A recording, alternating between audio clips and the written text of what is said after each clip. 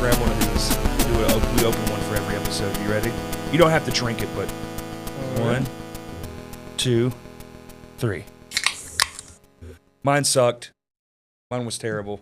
Uh-oh. They're losing, huh? It's the top. It's the top. I've told you. I wanted to do my own canned water company, and so I went fucking in on just researching everything I could. And the gold tops, like what Liquid Death has, they have like a tighter, they're like thicker, just a little bit. There's like and when they crack, they just pow. There's like a snap to it. These ones, I feel like that was less than normal though. I'm gonna be honest with you. This is my first time ever drinking water out of a can. Well, this is a solid brand to do it. It actually tastes really good. I'm not actually a big fan of Liquid Death, but this one's good. See, I'm not a big fan of water, if I'm being honest. Most of the time, whatever water I drink's in Mountain Dew. Just walking around perpetually dehydrated. No, there's water in Mountain Dew. It's a liquid. A little bit. I mean, how else do you think what do you think it's made with? You know what I mean? It's mostly syrups. And there's some water in there somewhere. There's water in there for sure. I'm going to say less than half. Anybody got the ingredients list on a fucking... Yeah. You ever seen those where they take how much sugar would be in one if it was granulated sugar? And like a Coke can's like the whole Coke can? I've seen the starts of those videos. I always scroll when I don't need this negativity in my life. Dude, how have you been? Been great, man. Haven't seen you in a while. It has been a hot minute since Luke Severin was when y'all was in, right? That was a fun show. That was a very fun show. Yeah, I think we got... Who did we just have? Miles Weber. That's who we just had this week. Miles Weber. I don't know if I know that. I'll look him up. He's a funny cat. Yeah? It was a good show. We got so much shit going up there this month, man. It's crazy. Month of December's crushing? Yeah. Okay. We got Aaron Bilal coming this week. Dude, I saw that, and I'm like, I don't know if I can probably afford to go. It's probably sold out already, but Aaron, he's selling really well, but we got him for 3 nights instead of just one. Oh, okay. So, because I know Chappelle Lacey was just in town, but it was for like a night for like one show. Yeah, he just did a one-nighter. It was his first time in Little Rock, so anytime them cats come in, like we always just give them a one-nighter and see how they do. I see. How was it? It was good. Chappelle's good. Because I wanted to reach out because he's in a hardcore band, so I was like, dude, getting Chappelle on the pod would be fucking amazing. Dude, that would have been dope. But when I found out it was a night, I was like, there's no way in hell he's going to fly in, probably leave the same night. Yeah. I mean, actually, him and his opener rode in. What? Yeah, I couldn't believe that shit. And they drove like all the way from California or some shit. I was like, what? God damn, that's a fucking trip. And they ended up staying and kicking it, and okay, like that was cool as shit. It was much cooler than I was expecting to be with him having the notoriety that he's got. No, he's cool. From all I could tell, I mean, like he went to Furnace Fest last year, or this year, I guess.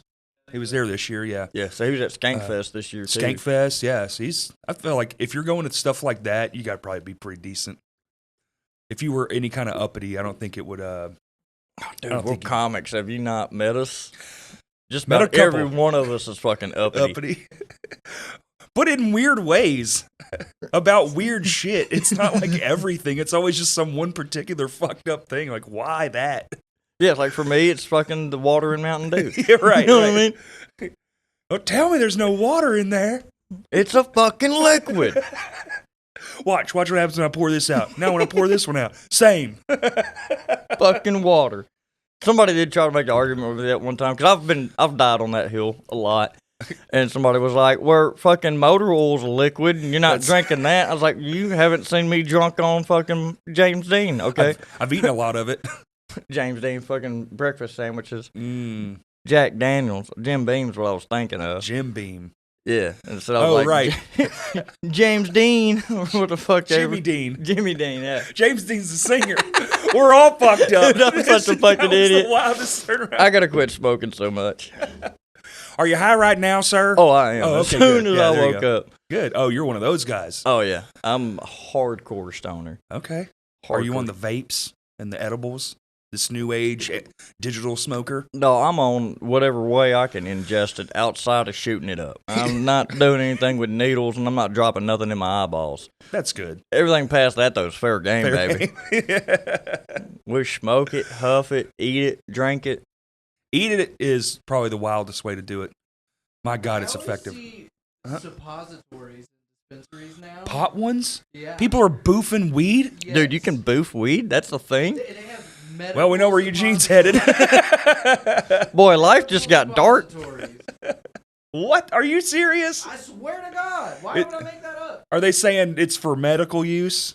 Right? I mean, yeah, it's like you get it at the dispo, the medical weed place. And they're like, But are they doing it in places where maybe it's just like it's recreational? I saw this in Heber Springs.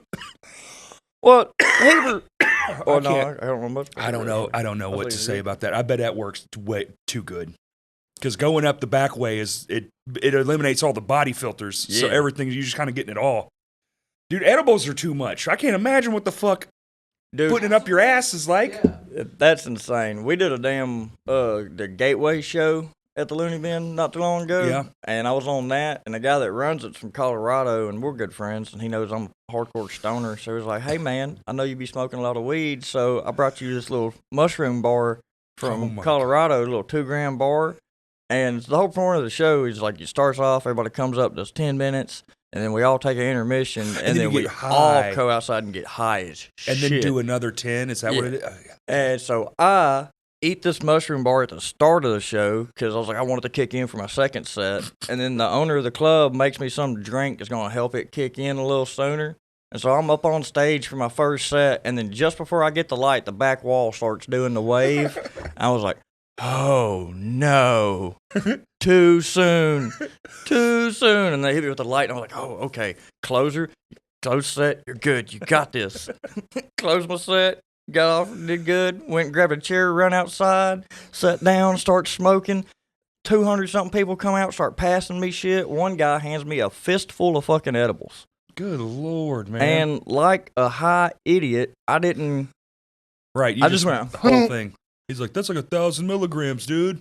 Oh, dude, so many Did you finish at all? Did you do the second set? I did. Wow. So I was supposed to close the show. And then so I'm sitting out in the chair. I'm the only person sitting down. Billy comes outside, and he's the one running the show. And he goes, "Hey, Eugene, how you feeling, buddy?" I just looked up at him and went, "Dude, I've never been surrounded by this many giants before." He just looked at me and was like, "What?" And then, like, noticed and was like, "Oh, you high motherfucker. Okay, new plan. You're going to start the show." And thank God, because I'm sitting in the DJ booth. He done started the second set, and he's just doing like a little 5-10 minutes to get him warmed back up before he brings me up. And I'm sitting right beside the stage inside the DJ booth, and that room changed shape and configuration like 85 fucking times before he brought me on stage. No way, dude. I get up there, and I told him, I was like, look, I give y'all the funny a second ago. I'm high as fuck on mushrooms right now. There ain't gonna be no more jokes. You done got all the funny you getting. This is an experience. Buckle up. And I tried to tell his story about me overdosing on mushrooms back in December, which I know you can't. While you're on mushrooms? Actively on mushrooms, and then I couldn't convince myself that the story I was talking about happening and what was actually happening weren't the same thing. It's like the whole crowd was loving it, eating it up, but in my head, I started because I had a seizure while tripping on mushrooms, Damn, dude. and that's what led to me overdosing on Sure, mushrooms. sure. The fucking Pine Bluff Hospital was just like, fucking just write something on his paperwork. Mm-hmm. So on my paperwork, they put drug overdose, and so now Uh-uh. I'm the only person in human history that's ever overdosed on mushrooms. Congratulations. So Yeah. pretty proud of Well, that. somebody I'm had like, to do yeah, it. you know what I'm saying? Like that's an accomplishment. See, another Arkansan doing the Lord's work, you know? We're just out here changing lives. Damn right. Breaking stereotypes and boundaries. Boundaries for sure. Oh. First guy ever. Wow, that's something. But so don't I think we've ever started had a talking first. about the seizure and all that shit. And then from that point And then forward, I another one. couldn't convince myself that I wasn't having a seizure. Oh. It's like in reality, I'm just talking about the experience and everybody's enjoying it and having a good time. In my head, I started crappie flopping on stage, landed on the first set of tables, flipped all the way to the back, tore up every chair and table in that fucking club, ruined the show. And I was just freaking out the whole time for like an hour and a half. Everybody, they just got me in the lobby laying down on some chairs, just laughing at me.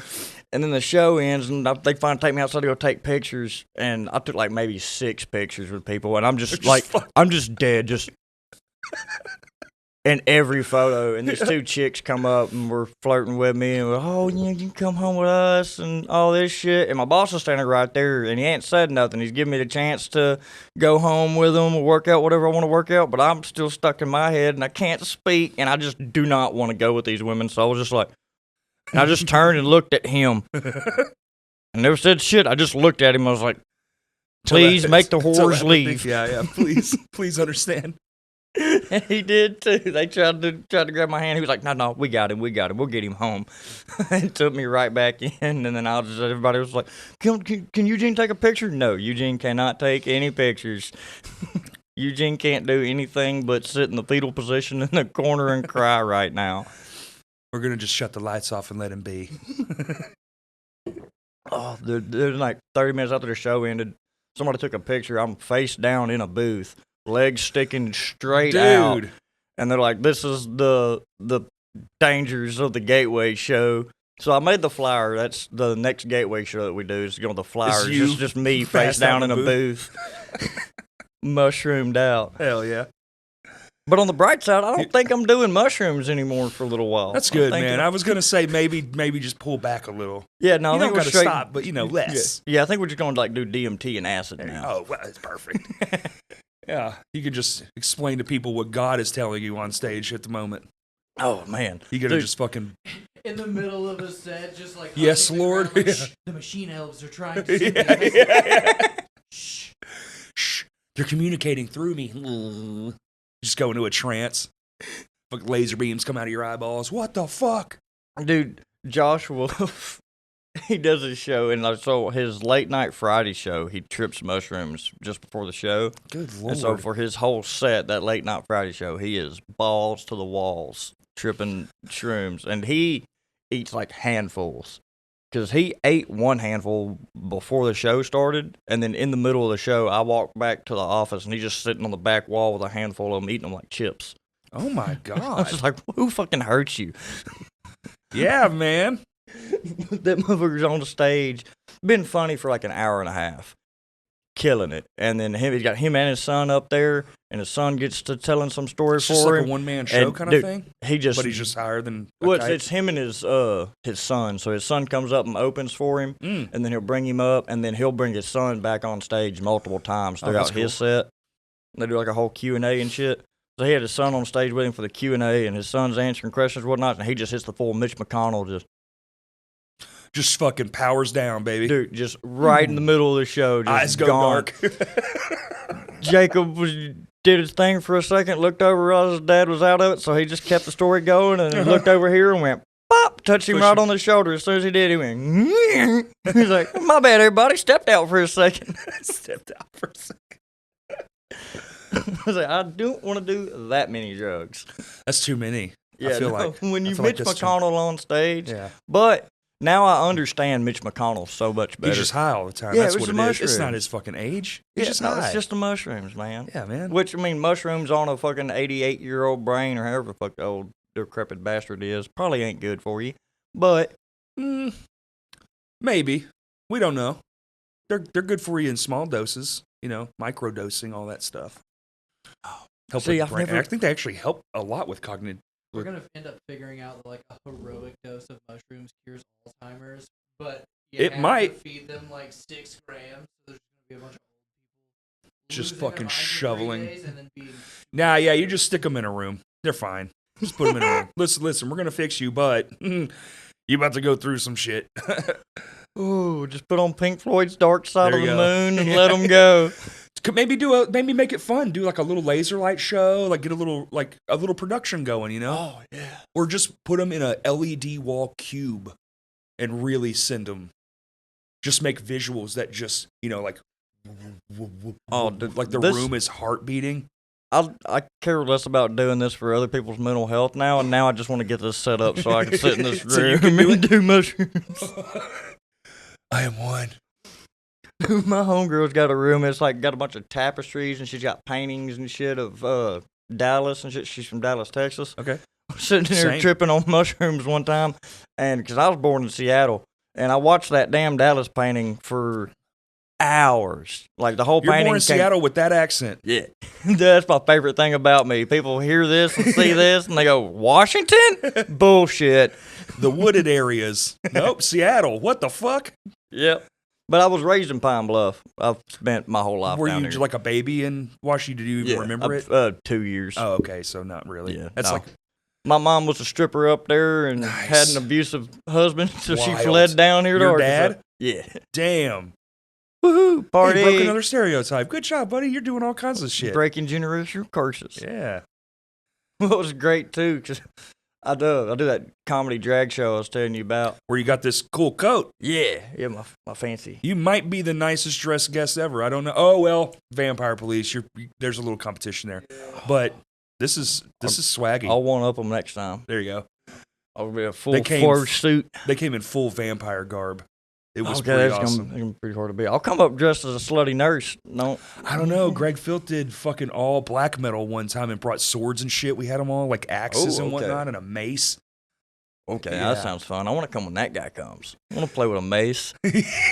Dude, it's funner than you think it's Nobody gonna be. ever lets me play with shit like that. I The think second there's a somebody reason. sees me pick that up, they're like, "Somebody get that away from Eugene." Get away from the mushroom man. Get that. Dude, how long you been doing comedy, Eugene? My first open mic was January 29th, 2023 at the Looney Bin. Okay, you remember it the whole thing. Yep. Was this a post-COVID, fuck it, I gotta do something kind of thing? I've always wanted to do comedy, and my parents had always promised they were going to take me to the Looney Bin and get me on it. How and old then- are you? I'm 29 now. I was 27 at the time. Okay. It was like from 18, my parents were like, "Oh, for your birthday this year, we're going to take you up there," and then we just every time it's something fucking happened. So on my 27th, I was like, "I'm fucking doing it. I don't give a fuck." Take control of my own And shit. so yeah, I fucking went good. and did it, and did it that one time, and was fucking Got the hooked. bug, baby. And I was like, "Oh, I'm doing this for the rest of my life." And then 6 months later, I lost my job, and I was like, "Who needs a job? I can tell jokes." And then you're like, I actually am a little hungry. I'm. Oh man, Are you making a living doing this? Yeah. Like you're paying your bills on it? Nice. So Well- right now it always changes. Okay. Man. So what I did it here for about a year, and then my now girlfriend at the time was just a headliner that I had known, would worked with, and she let me come open up for her on her special okay. in Kansas City. Sweet. So I went and did that, and then went from there to Omaha on the train, and then went from Omaha to Wyoming and Colorado, and would just ride. I had a suitcase and a tent, Yeah. and just was fucking riding the train to go spend some time a little somewhere and stay That's until it got too badass, cold, dude. and then Yeah. I'd get fucking another Amtrak ticket, hop back on the train, go to a different scene, and I did that for about 8 months to a year, and got my chops, you know what Yeah, I mean, yeah. and kind of. So you just got go a hit name. clubs and just stick around and just hang out in the town and then. Yep. Okay.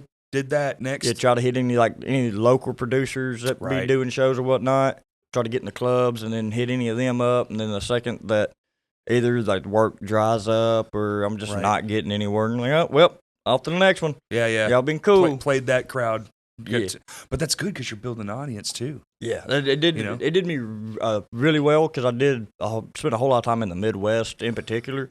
And then I Okay. went earlier this year. I headlined a show at JB's Clubhouse in Joplin, which is a little like Congratulations. smoking That's bar. badass. So cool. It's my favorite venue because they don't serve any alcohol, so you don't have to worry about drunk hecklers and assholes. It's just high people. Just stoners. What the fuck? That's pretty Man, wild. I and- haven't heard of this. A weed only club. Yeah.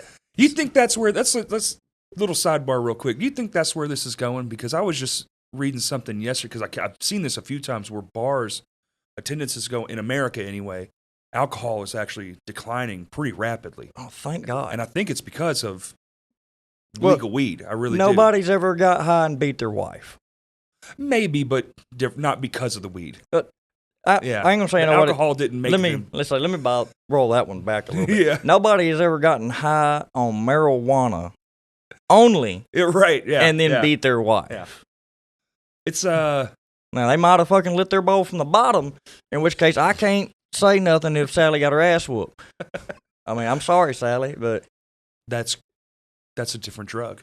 Yeah, you know what I mean? That's not on us. That's a different one. Yeah, you shouldn't do that one. You can, but it's it's going to lead to things. Do what you like want to, boo-boo. Uh, Leave the copper alone. There's a motherfucker at goddamn, this is random as fuck, side note, but motherfucker at goddamn Rodney Parham just in the street the other day, took the cover off the fucking light box and then just cut all the wires out. I watched him do it and then watched the whole intersection go black. And I was just like, what the fuck, man? Can't that helps have no shit. one. Thank you. And that's going to take fucking days. You just to got fix. 96 cents in copper, Right. and now we don't have a fucking working intersection, you piece of shit. For what I would assume would be days. Oh, days? I would assume. Dog, you got faith in our system. Well, they have to get that working. They can't. Oh, yeah, they in can't about 2 or 3 months. No. Is it still out? Where you live? I live in North Little Rock, but that's intersection's by the club on Rodney Parham. Oh. The intersection right by that McDonald's. Oh, yeah, that's a clusterfuck, too. That intersection is a nightmare. Horrible. Always has horrible, been. yeah. That light never fucking It works. didn't do anything. They shouldn't have even put it in my opinion. I was like, this is crazy. You're just making another stopping point to, like, more further congest what's coming on, like, coming from behind. It's so From stupid. the Hillcrest and shit. I hate roundabouts. One place in Arkansas, I'm like, needs- put that a actually goddamn needs it, yeah. roundabout here. It's that fucking intersection. Well, I was just thinking because the paper I was reading was like, it was about like clubs and stuff, mainly like music venues. This is bad because, a lot of them make their money not from ticket alcohol. sales. They make it from alcohol Food and sales. bev. I mean, So that's the fact us that you too. say there's a comedy club that's going to weed-only comedy club, There's a bunch of them. that's interesting. Well, I've never heard of this. not necessarily comedy clubs. So they're just It's just a clubs. venue that does. They're just yeah. venues. It's like it's just weed JB's only. does there originally was a music venue, but now they've opened Right. it up doing music and I think all venues should do everything, they personally. should. If you got a night that doesn't work well, find something that will. Well, so it depends. Do I think trivia, do all karaoke. music venues should do comedy because you can make comedy work in a music venue. Absolutely. A lot of comedy clubs cannot do music shows. They're not set up for it. Yeah, You just could do won't like an ever sound acoustic right. act or something. Yeah, but- acoustic would be fine, but you Uh-huh. try to bring a full band in and set up, you're never going to get the sound right in the room. And the rooms, usually comedy rooms aren't, the shape of them aren't music friendly either. So Yeah. you're going to have a hard time ringing all that fucking noise in and making it sound decent.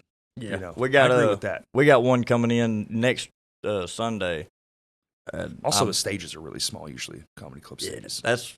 we're doing a roast next Sunday for Uh-oh. Angry Patrick. No shit. Yeah, I'm on the dais for that. And I'm That's excited. awesome. I'm gonna roast that old motherfucker. But No, so- I'm actually going to skewer him and stick him over an open flame. We're going to eat him at the end of the night. I'm sticking an apple in his mouth and everything. But he's got a band coming that's supposed to come in the show. And I'm just like, you want a full band to come play in this room? Is it a standing band, like a polka type thing where they all have like accordions and shit? Well, it needs to be. Oh, it's Luke Shoemaker, so it's a country band. So, is it? Is that rock? Oh, okay. Is that what they're calling it now? Yeah. Is that rock? Well, yeah, He lives in there was. Nashville, so before he's- Well, they call it Y'all Alternative. I found out that band. Y'all that played it, Alternative? Y'all Alternative. I don't. See, like, did you just hear that word for the first time? Yeah. I want to reclaim. As honestly, it's kind of a funny word. Well, that's what I'm saying. Is like I feel like people like us are more alternative, where we're like punk, or Southern like, punk but kids? very Yeah. backwards. Like, that's Very. what the alternative is. Right. I'm just picturing a dude Like, I in wanna fucking fucking trip play- jeans and a cowboy hat. Uh huh. Like, That's the vibe, though. With, That's like- what I'm saying. That's Like what shooting guns, but also nasty riffs. hell yeah. I can actually get behind this. Hell That's yeah. what I'm saying. We need to reclaim the alternative. But we can't reclaim something that they invented because they came up with that. They They did did. for sure. So we can't reclaim it, no, but we can claim it. Right. You can conquer them. You just have to be better at it than they are. But country is fucking huge, my friend, and good luck. It's the top genre next to like fucking K-pop Dude, and rap. If they let Beyonce in that shit, we can do it. You know what I mean? We got you playing the banjo. 'Cause Oh, yeah. clearly. I got to be Damn, the I was drummer. I was gonna play the washboard. Oh, even better. We're gonna take it back old school. Mouth harp. Hey, I used to do folk punk. Did you? We can make this happen. Do you have a mouth harp? I need to know right now. I can find one. Okay. I got shakers and kazoo. I actually have one somewhere. Do you currently actively have a washboard? No, but I do have a mouth harp. Eugene's like, I do my clothes down at the fucking river.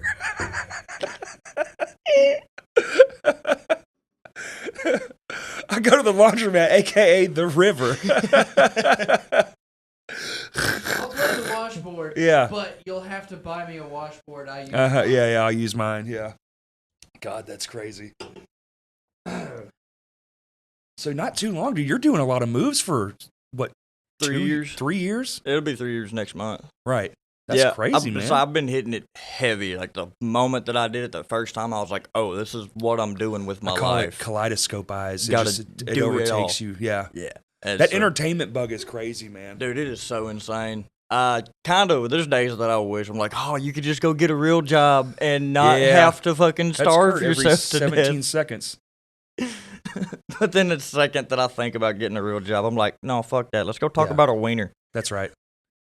Or just anything other than that. Yeah. Yeah. Anything but fucking working. I'm right there with you, dude. I would like to do anything in music or just anything, really. I would take anything at this point just to not have to do that stuff for the rest of my life. What little I have left, I would like to do it doing things I love. Man, that's it. Yeah, I that's just literally don't it. want to be slaving away for some asshole that don't give two shits Especially about when me. you know something's out there that's like so valuable to your soul. Yeah. You know, it makes you feel so good, and then you can make other people feel good.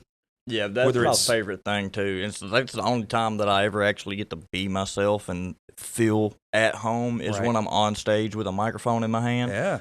And so that's like, I get to open up and be me, and I also get to make other people laugh, and they forget about whatever bullshit they got going on. Right. And sometimes people come up after a show and be like, oh, my son died, and yada yada, and I see him and you, or whatever. It's little things like that, and you're like, oh, fuck, I hate to hear that, but fuck, I'm so glad that I was able to help you get through that. Yeah, absolutely. So that one still gets me a little. Yeah, it gets me every time. It happens like somebody says you helped them through something, and you're like, and because you did it inadvertently, you know? Yeah. So it wasn't like you were trying to do it, I'm just being myself. Yeah, just being myself. And a lot of shit that I'm talking about is like a lot of my trauma and shit. And I'm just trying to get me through it. Just get it out. Yeah. I'm glad that, in me trying to get myself through it, we was able to get you through whatever it's funny it is how you a got lot of that going is on. just kind of like personal therapy. That's me and my drum kit. That's all it is. Mm-hmm. Every white trash story and bullshit thing that's fucking happened to me, I'm like, I gotta get this out somehow. Fucking therapist charges way too goddamn much to listen to this shit. And they pay you to do that shit. Yeah. Yeah, I get paid to do this sometimes. Not every time. I don't know what comedy's sitting at, but sometimes music is just for the love of the game. Oh, then that's comedy. Thing with comedy is everybody in comedy gets paid. You do not get paid up front. Okay. You have to put in 10 years of work, and then you get your check all at once on the back end. If you're down for the agreement, that seems okay. Yeah, I mean, if you're down for the longer, like Bert Kreischer in his Machine Story. Right. He did comedy for 15 fucking years his life before anybody knew shit about him. And then he got them to release that clip. I know that story well because it's such a good story, really. Yeah, it's one of my favorites. And this is what got me into storytelling. He got them to release that footage that had just sat in a fucking closet doing nothing. Just no one ever saw the special, and then that one fucking thing, and it just launched his entire fucking everything. Yeah, it's so crazy. And now he's known for drinking beer with his shirt off. It's like, how the fuck did we get here? Because some degenerate on a college trip did some degenerate shit and then had to live with it for 20 years. It was like, how do I help my conscience? But also make it funny. Yeah, make it funny. He learned how to tell a story. Well, I think storytelling is just something you have. Yeah, for sure. You could learn for sure because there's like ways to structure things, but a bad storyteller when you see one. You're just like, what the fuck? There's so many comics that come to that club. They're like, oh yeah, I'm a storyteller. And okay, you're Where's the punchline at? Yeah, it was like there's no premise, there's no setup. It's just you talking about your day. It's like I was at the mall and bought some chips, and you're like, and then you were robbed or something? Something exciting Fell down happened? the escalator. Yeah. Anything happened? Some kid jumped out of a bush and checked you in the shin with a scooter. Like nothing. Yeah. Your fucking eyes fell out of your head because mine are about to, listening to this terrible fucking story. Man, I hate it so bad. We have so many bad storytellers. But for every bad one that you end up sitting through, there will be a good one come around that just blows you away. Yeah. Well, comedy's hard too, man, because like music on my end, it's like way easier because you get to do it in a room with other opinions. And so you can kind of just have that and then you show it to the world. Comedy, it's the exact opposite, wherein you have to show it to the world and get absolutely humiliated and just and like probably shit on by the next comic up. The worst feeling ever is spending 8 hours sitting in your bedroom fucking coming up with this bit or premise and then working it and structuring it all night and going, I've got this. This is going to be the best thing in my act. And then you go up there and just eat shit. Just like, oh, y'all didn't like what I slaved away on all night. Okay. Thank y'all. Have a good night. I'm just going to end it now. I'm going to see y'all later. That's probably not healthy, too. Anytime anything slightly mildly inconveniences me, I just undo my suspenders. And I'm like, well, this is the big one. It's time. I'm coming, Martha. I'm about to turn myself into the bounciest Halloween decoration Arkansas has ever seen. I'm about to turn these suspenders into my enders. I'm stealing that. That's a good tag. It is. I like that tag. I'm stealing that. Damn it. You did good, kid. That was funny. Oh, man. One-liners is all I have. I don't think I could ever build a... Hey, man. You can. You just a lot did. of comics have made livings off of fucking one-liners. Like Stephen Wright, Mitch, all the non sequitur stuff, you just go one into the other. Yeah. And they're quick, too. So it's like you don't have to really... It just has to be funny, but you also have to remember all that shit. That's what's the most impressive about those guys. That's what gets me. It's just like you got 100 talking points, and you got to remember all of them. Like a story, I feel like I'm decent at storytelling. I can remember all the points and then shift it and kind of make more things a little more exciting. Yeah, and then you also, like, when you're telling the stories, like, you're finding this one phrase in there that's a joke. Mm-hmm. You know what I mean? Like, the way that you structure it and everything, it gets a good laugh. And so you'll say it that way every time, but you might put that, spot in different spots in the story or whatnot. So you structure it to where you're getting this, because what is it, laughs per minute?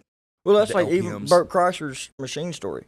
If you go watch him live 3 separate times and watch that story, you will not hear that story told the same exact way. Did you see him when he was at the Simmons? He did the full 20-minute version or whatever? Yeah, so I seen him at Simmons. That was fucking awesome. I seen him in Jonesboro, and then I seen him again. I think it was at Simmons again. Actually, he was here. I think I seen him twice in Little Rock. Twice in Little Rock? Yeah. Yeah, but every time I've seen him do it, I've seen him do the Machine Story, and they're generally mostly the same. But there's little phrases that are either done too soon or later in the set, or that didn't get said at all this time, but then got said for both of these sets.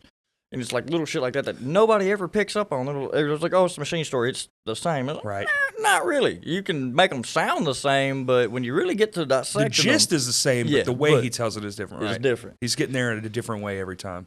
Yeah. Which is cool. And it keeps it fresh. Yes. It's like, even though you know the story and where it's headed, you still don't know all the little minute details. Absolutely. And people get hung up on that shit. Being perfect about it every time? Yeah. That's a big problem I have, too, is trying to be too perfect. Like, everybody got to have every little punch, and it's like, they're just... I feel like in comedy, that's maybe... Unless you're like one of those where the joke has to stay the same every time, because that's the way it's structured. But storytelling, I feel like you'd have to be a little bit more random with it, especially for the crowd, because you're going to have to pick the crowd apart pretty quick.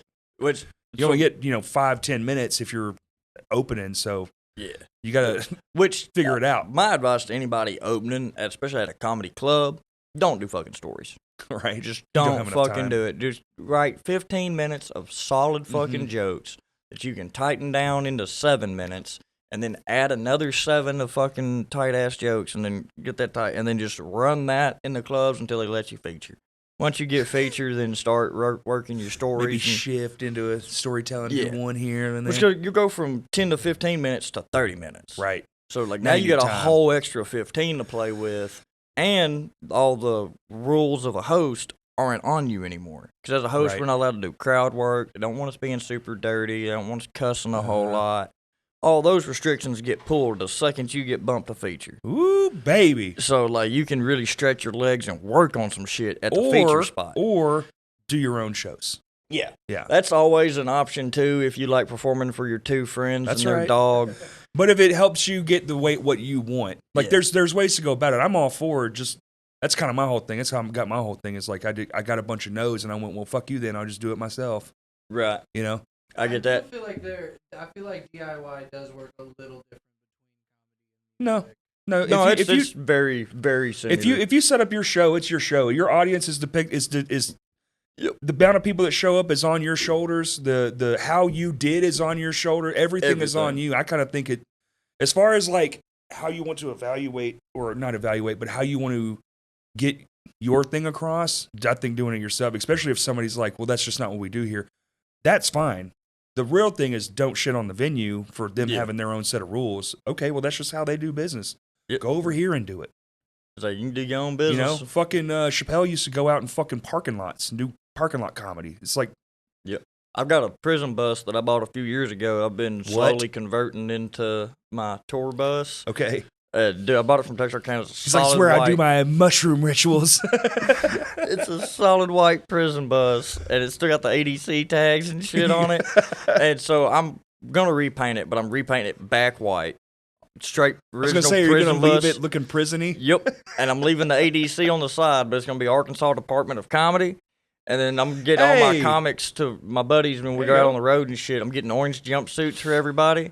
Oh, and then Charles Manson, Charles Manson driving a fucking prison bus with a bunch of comics, and I'm gonna put cameras up on the outside of the bus. That way, every time we get pulled over, smiley face instead of the. Dude, I've always said that the second my comedy career fucking like takes off, and I've got enough money that I can go, I don't need anybody or anything anymore. Just a little bit of fuck you money, upside down smiley face, right here. My buddy right down the street at High Regard's gonna do it. And just as soon as I get just a taste of fuck you money. At least you know you could always just go play the prisons. Have you done that yet? No, I haven't, but that actually is something I've been wanting to take it like Johnny Cash style. I want to do like the Johnny Cash of comedy. Bring a fucking recorder and tape it and do a Folsom Prison style thing. Dude, I've had that idea so sick. Much. And I was like, I don't think anybody's ever done it yet. I don't know of any comics that have just like made that their stick. I know comics go to prisons and do stuff, but I don't know if any of them that have made it like their whole thing. Went and filmed a special at a prison.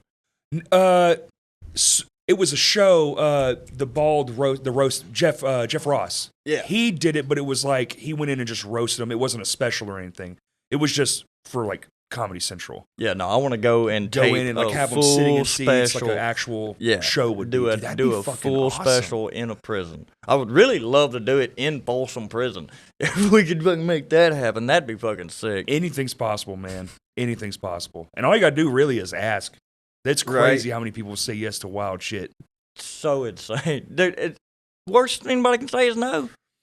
And they can say it in a shitty way, but the worst thing is it's like, okay, well then just move to the next thing, you know? It's like, oh, you don't like that idea? Okay, what about the guy behind you? Did he like it? That's it.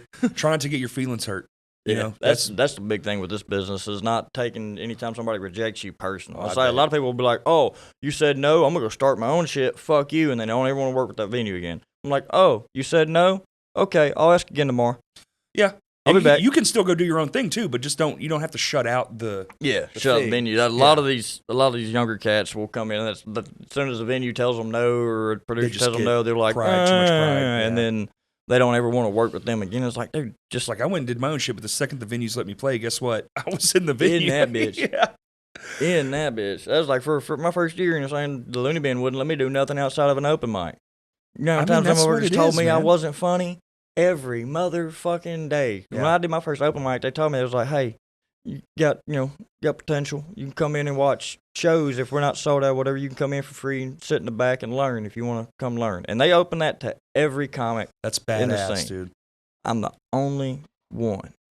I was the only one for a year and a half that would go up there. But I was up there 4 or 5 times a week. That's what you gotta do. If I wasn't at Amazon that night, I was sitting in the fucking club in the back in the same fucking seat every night, just Hell fucking yes. studying game.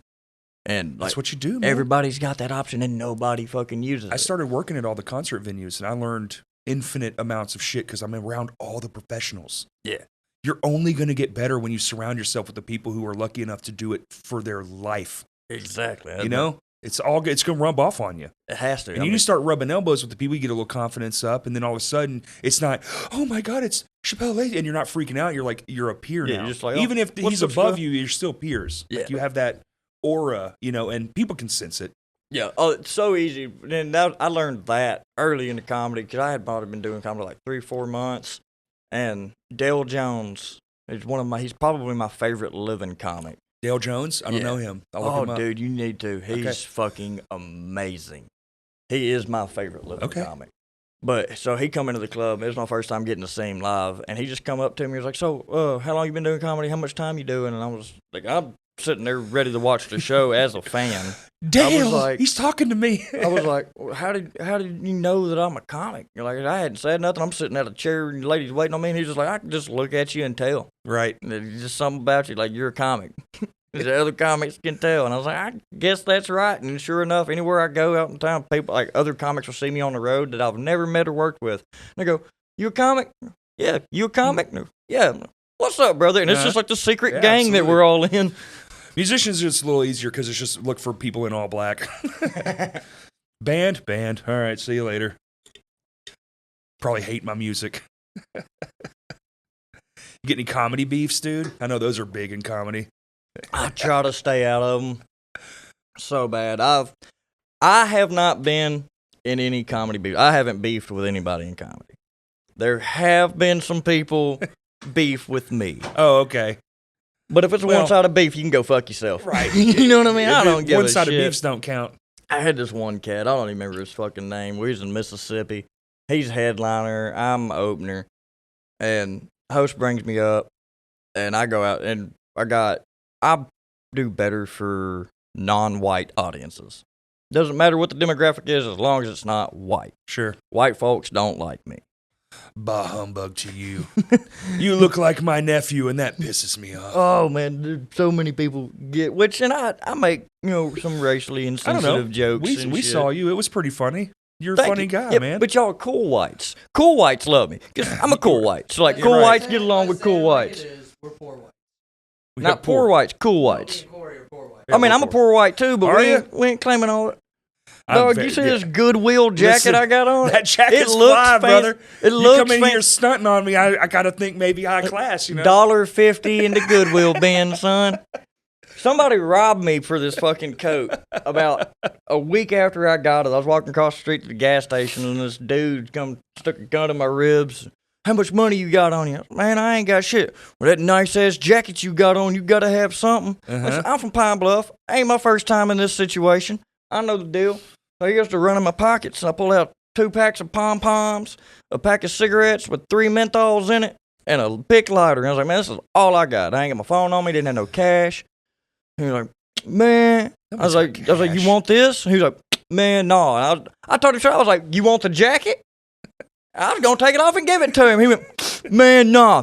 And then he just hopped in his fucking car. And I was like, "Well, have a good day then to you too, asshole." And walked off. I know, I'm mad he didn't rob me. Yeah, no, I was so pissed. I was Son of like, a bitch. "You stuck a goddamn gun in my ribs because of the coat that I'm wearing." Right.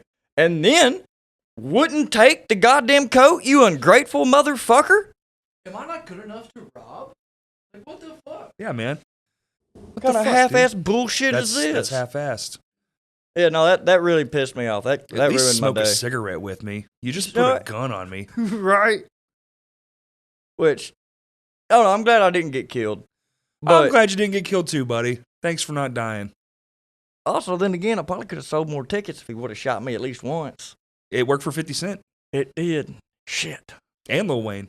Hey, if you end up seeing this, come And back he to shot that gas himself. station next week. We need to redo this shit. I hosted the Sherwood Christmas parade yesterday. Hell yeah, how was that? It was fun. I didn't know I was going to do it till like literally the day before, and they just needed anybody to do it. So they were like, well, because we were doing the PA system. Yeah. And they're like, well, Corey has a podcast. He's used to talking. He can do it. And I was like, oh, okay. I was like, I better get paid more money. Right. Because the city, it's just a free thing. They don't pay. It's not like a paid gig or nothing. And all you do is sit there and like, oh, this brought to you by McClarty Auto. You know, you do like the whole like announcer voice thing and like, hey, this is Yeah, no, dog. If I'm doing all that, McClarty Auto better have a fucking check for me. It was funny. I did say, you better pay me more. That's all I said. I was like, look, I don't care. I'll do it. It seems fun. It was cold as shit and foggier than a bitch, but it was fun. Yeah, I don't know where I was going with that, but I've completely lost track about what we were talking about. I want to segue from bringing up 50 Cent. Have y'all seen the Diddy documentary that 50 Cent put out? I haven't AI? seen it yet. No, 50 Cent spent like 10 years and a bunch of resources. Just getting all this You don't compiled shit. know? Diddy, I don't know. Diddy was like Eugene, I don't know much of shit, by the way. Oh, boy. Someone to film like the weeks leading up to his court case, but when he lost, he didn't pay him, and they went straight to 50 Cent and sold 50 Cent all the Are you serious? 50 Cent spent so a good. decade of his I know life. he hates that man. His Instagram is the best Instagram, but I haven't been on Instagram in a while, so I don't know. Just squirreling away any little information, raunchy photos, explicit text, anything that Curtis Jackson could find on Sean Combs. He's just gathered and squirreled away for 10 years. And then he named the documentary, Did He Do It? Hilarious. Is this real? This is real. Yes, this is. Where's it at? The documentary is called, the official name is now Sean Combs' The Reckoning. Oh, what? They changed it? He changed from Did He Do It? Yeah. Dude, Oh, Diddy man, Do It's fuck it. amazing. Dude, yeah, What's it on? Netflix. I don't have Netflix. Yes, I don't either. That's been my Shit. But downside. I didn't know. Can I steal your login for a day? Because he would like used to throw these like event party type. Yeah. Well, he did this charity basketball game with like another rapper from his area, and people like rushed the door, and 9 people got trampled to death at the bottom of the stairs, and that was the thing that got his name circulated that made him famous. And he even will tell you, or like even said in an interview, like that was the thing. Puff Daddy? Yeah. So he sacrificed 9 people at a high school kids basketball game, and that's how he got his start. Is what I just heard. Yeah. Well, I mean, that guy sucks, but I guess I'm going to have to watch this fucking documentary. Now we know who Travis Scott learned it from. Right. Hey, we had a mutual friend that was in that and got a whole bunch of money because of that. Hell yeah. They paid out. So, Fuck yeah. You know, I mean, the person who died, I feel like probably isn't doing them any good, but.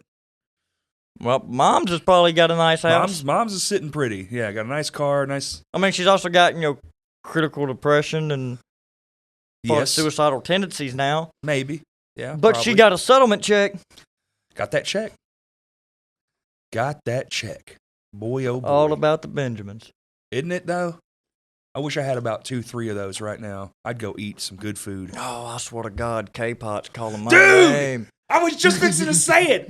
Ron, I knew it. Dude, I knew it. I fucking knew I we have were been on the wanting to same go level. eat that motherfucking It's place so since good. it started. I haven't been to it yet. I've been waiting until I'm funny enough to go get it. It is pricier than a bitch, but it is so good. One of these days, I'm going to be funny enough. I found out about it and then spent too much money. In a 2-month period, I spent $1,000 going there. I ate there like once a fucking week. It was crazy, dude. It's $100 because I go with my wife. Yeah. It's $100. Yeah, you bring flat. a $100 bill, there you go, gone. But man, you're in there for 2 of the most fat fuck, as much shit as you can stuff in your body. And it's so good too. Everything's so good. Hey, the proof is in the pudding. I drove by there last night. They're about to close. The parking lot is still mostly full. Like that place is legit. Dude, I'm so ready to check it out. You go there right now. I guarantee you that parking lot's fucking got half of it. Oh, anytime I've ever drove past it that wasn't fucking 3:00 in the morning, there's always. If you go for like the big like dinner and shit, good luck. You're a 45-minute wait no matter what. Probably worth it, though. Brother. I bet it's worth it, though. I sit in my car. You get to sit in your car now. They don't do them little buzzers. They text you. So you can just go sit in your car and just be on the internet or whatever. It just watching Netflix on your dashboard ready. or what. All these new cars got fucking screens all over them. Dude, my fucking brother got one of them fancy fucking Teslas with the goddamn Falcon doors and shit. Thing's a screen? Yeah. Oh, he's got the SUV with the... Yeah, that shit's crazy. That shit freaks me out. I'm always worried that shit's gonna fucking go full praying mantis on me and fucking cut my goddamn head off or some shit. What happened to Eugene's legs? The Model Y got him. It got him. It ate his fucking legs. Elon. Goddamn SUV ate my legs. Walking around Lieutenant Dan style. I can't feel my legs. Then in a weird twist of fate, instead of NASA making your stuff, it's SpaceX. He got you twice. Remember in Forrest Gump, his legs were made of NASA metal or whatever the fuck he said. I haven't seen that movie in a while. That movie fucking haunts me. That movie haunts you? It fucking haunts me. I don't like Tom Hanks. Never been a big Tom Hanks fan. I like him until... Oh, well, he did do one recently that I liked. It was called Finch. I don't know. You probably didn't watch it if you're not a Tom Hanks fan. Nope. For whatever reason, my entire life, Tom Hanks has given me the ick. Since I was a little kid, I was like, if this man walked into a McDonald's bathroom while I'm in there alone, I'm getting molested. Oh, I don't trust this guy. Vibes. You know what I mean? And then all that shit came out a few years ago, but the Epstein shit, and the day it come out, his house hit the fucking market. All his cars and shit hit the market, and him and his wife were in Greece 72 hours later. Right, definitely shady as fuck. Dog, come it's one of those tell me you're guilty without telling me you're guilty kind of things, you know? Guilty dog barks first, boy. And he's also up in the upper echelon, so nothing happens. So it's just like, oh yeah, he just went out where he can't get extradited. If something ever did come up, he'll come back when it's not a problem anymore. Yeah, well, I'm sure he's already been back. Well, I don't think he'll ever move back. He'll probably keep his residency and fucking run. Well, when you're that rich, dog, you have houses all over the fucking world. Yeah, those people have so many houses, it's crazy. I mean, not to say I wouldn't if I had that kind of money, but I'd be like, all my houses would be in the woods, and I would not be near people. Man. Dude, I just need one house. I need a condo or some shit. I'm moving to Wyoming, dude, in the middle of the fucking mountains. Yeah, see, I need two spots. I need my one house that's where I'm actually staying. Where you run your comedy and stuff, shit, and then I got my country spot where I just go and fucking. Well, you need a big city, so you'd have to be like the big three. L.A. You could do L.A., New York, probably Seattle. Yeah, Seattle's a big one. Anything with a metropolis population. I mean, fuck even Dallas and Austin and Houston. Those are... Man, fuck Austin. 6 million fucking people live in the Dallas area now. So that's like... It's a clusterfuck. I don't know if you've been there recently. Dallas? No, I haven't. Man, I guess I've been through all of it. Well, I'm from there, and I used to go every year, and I haven't been probably in a few years. But, I mean, I remember going, and then we hit I-30 didn't stop anymore, and I didn't know what the fuck was going on because I've been driving there my whole life. Yeah, and it's like, what the fuck? And then all of a sudden, I'm like, wait, where the fuck are we? And it's coming around the backside of downtown now, and I'm like, what the fuck? What? And then I'm lost. I have to take my phone out and get somewhere in a city I used to know. So it's crazy. I was like, oh, and then I started kind of going less, and then I started going less, and now every time I go there, I'm like, it's unrecognizable. Yeah. It doesn't even feel like the same place. Dude, it's such a cluster. I mean, all of it's just a clusterfuck. Fucking Austin is insane. I went there in 2009. It's the only time I've ever been. I had a great time. Some of the funniest shit that ever in my life happened to me happened in Austin in a single day. I still tell these stories. I still tell these stories. We had such a fucking good time. We were on, you go to 6th and 7th Street, but we went to the mall and shit because we were on tour. Yeah. So our whole thing was we'll hit the malls and promote. We'll go to where all the people scene kids would be, and we'll promote first, and then we'll just go walk around. And we did this. One of my favorite stories is you remember Segways? Yeah. Talking about the little scooter thing? The little thing, and you lean forward and it would go. But it goes off of you lean or you pull back, which is fucking crazy to think that that's a good idea. The guy who invented Segways fucking died on a Segway. He drove off a fucking cliff on an off-road Segway and fucking to his death. Testing out a new model. That's true. Mm. Yeah. So the fucking bad. It's already a bad invention. And wait, hold on. And do you remember when Segways came out? They had the guy on TV talking about it's the next big fucking thing. Everyone's gonna have one of these. And no, they didn't. But they had a store there that was called Seg City, and you could do Segway tours of Austin. Seems pretty cool. That does seem pretty cool. Until you get a bunch of fucking strangers who have never been on this weird ass apparatus before, and you have to put on the helmets and stuff. So we escaped the Austin heat because this was in June. Yeah. In the middle of you're in Texas in June. It's fucking hotter than shit. And so we're like, please, can we stay in just a minute? We need some AC or something. And she was like, well, when my boss is out on a tour right now, when he gets back, you'll have to leave. I'll tell him y'all were asking about stuff. I was like, sick. About 15 minutes go by. Everyone pulls up, and we're like, all right. And we go to leave.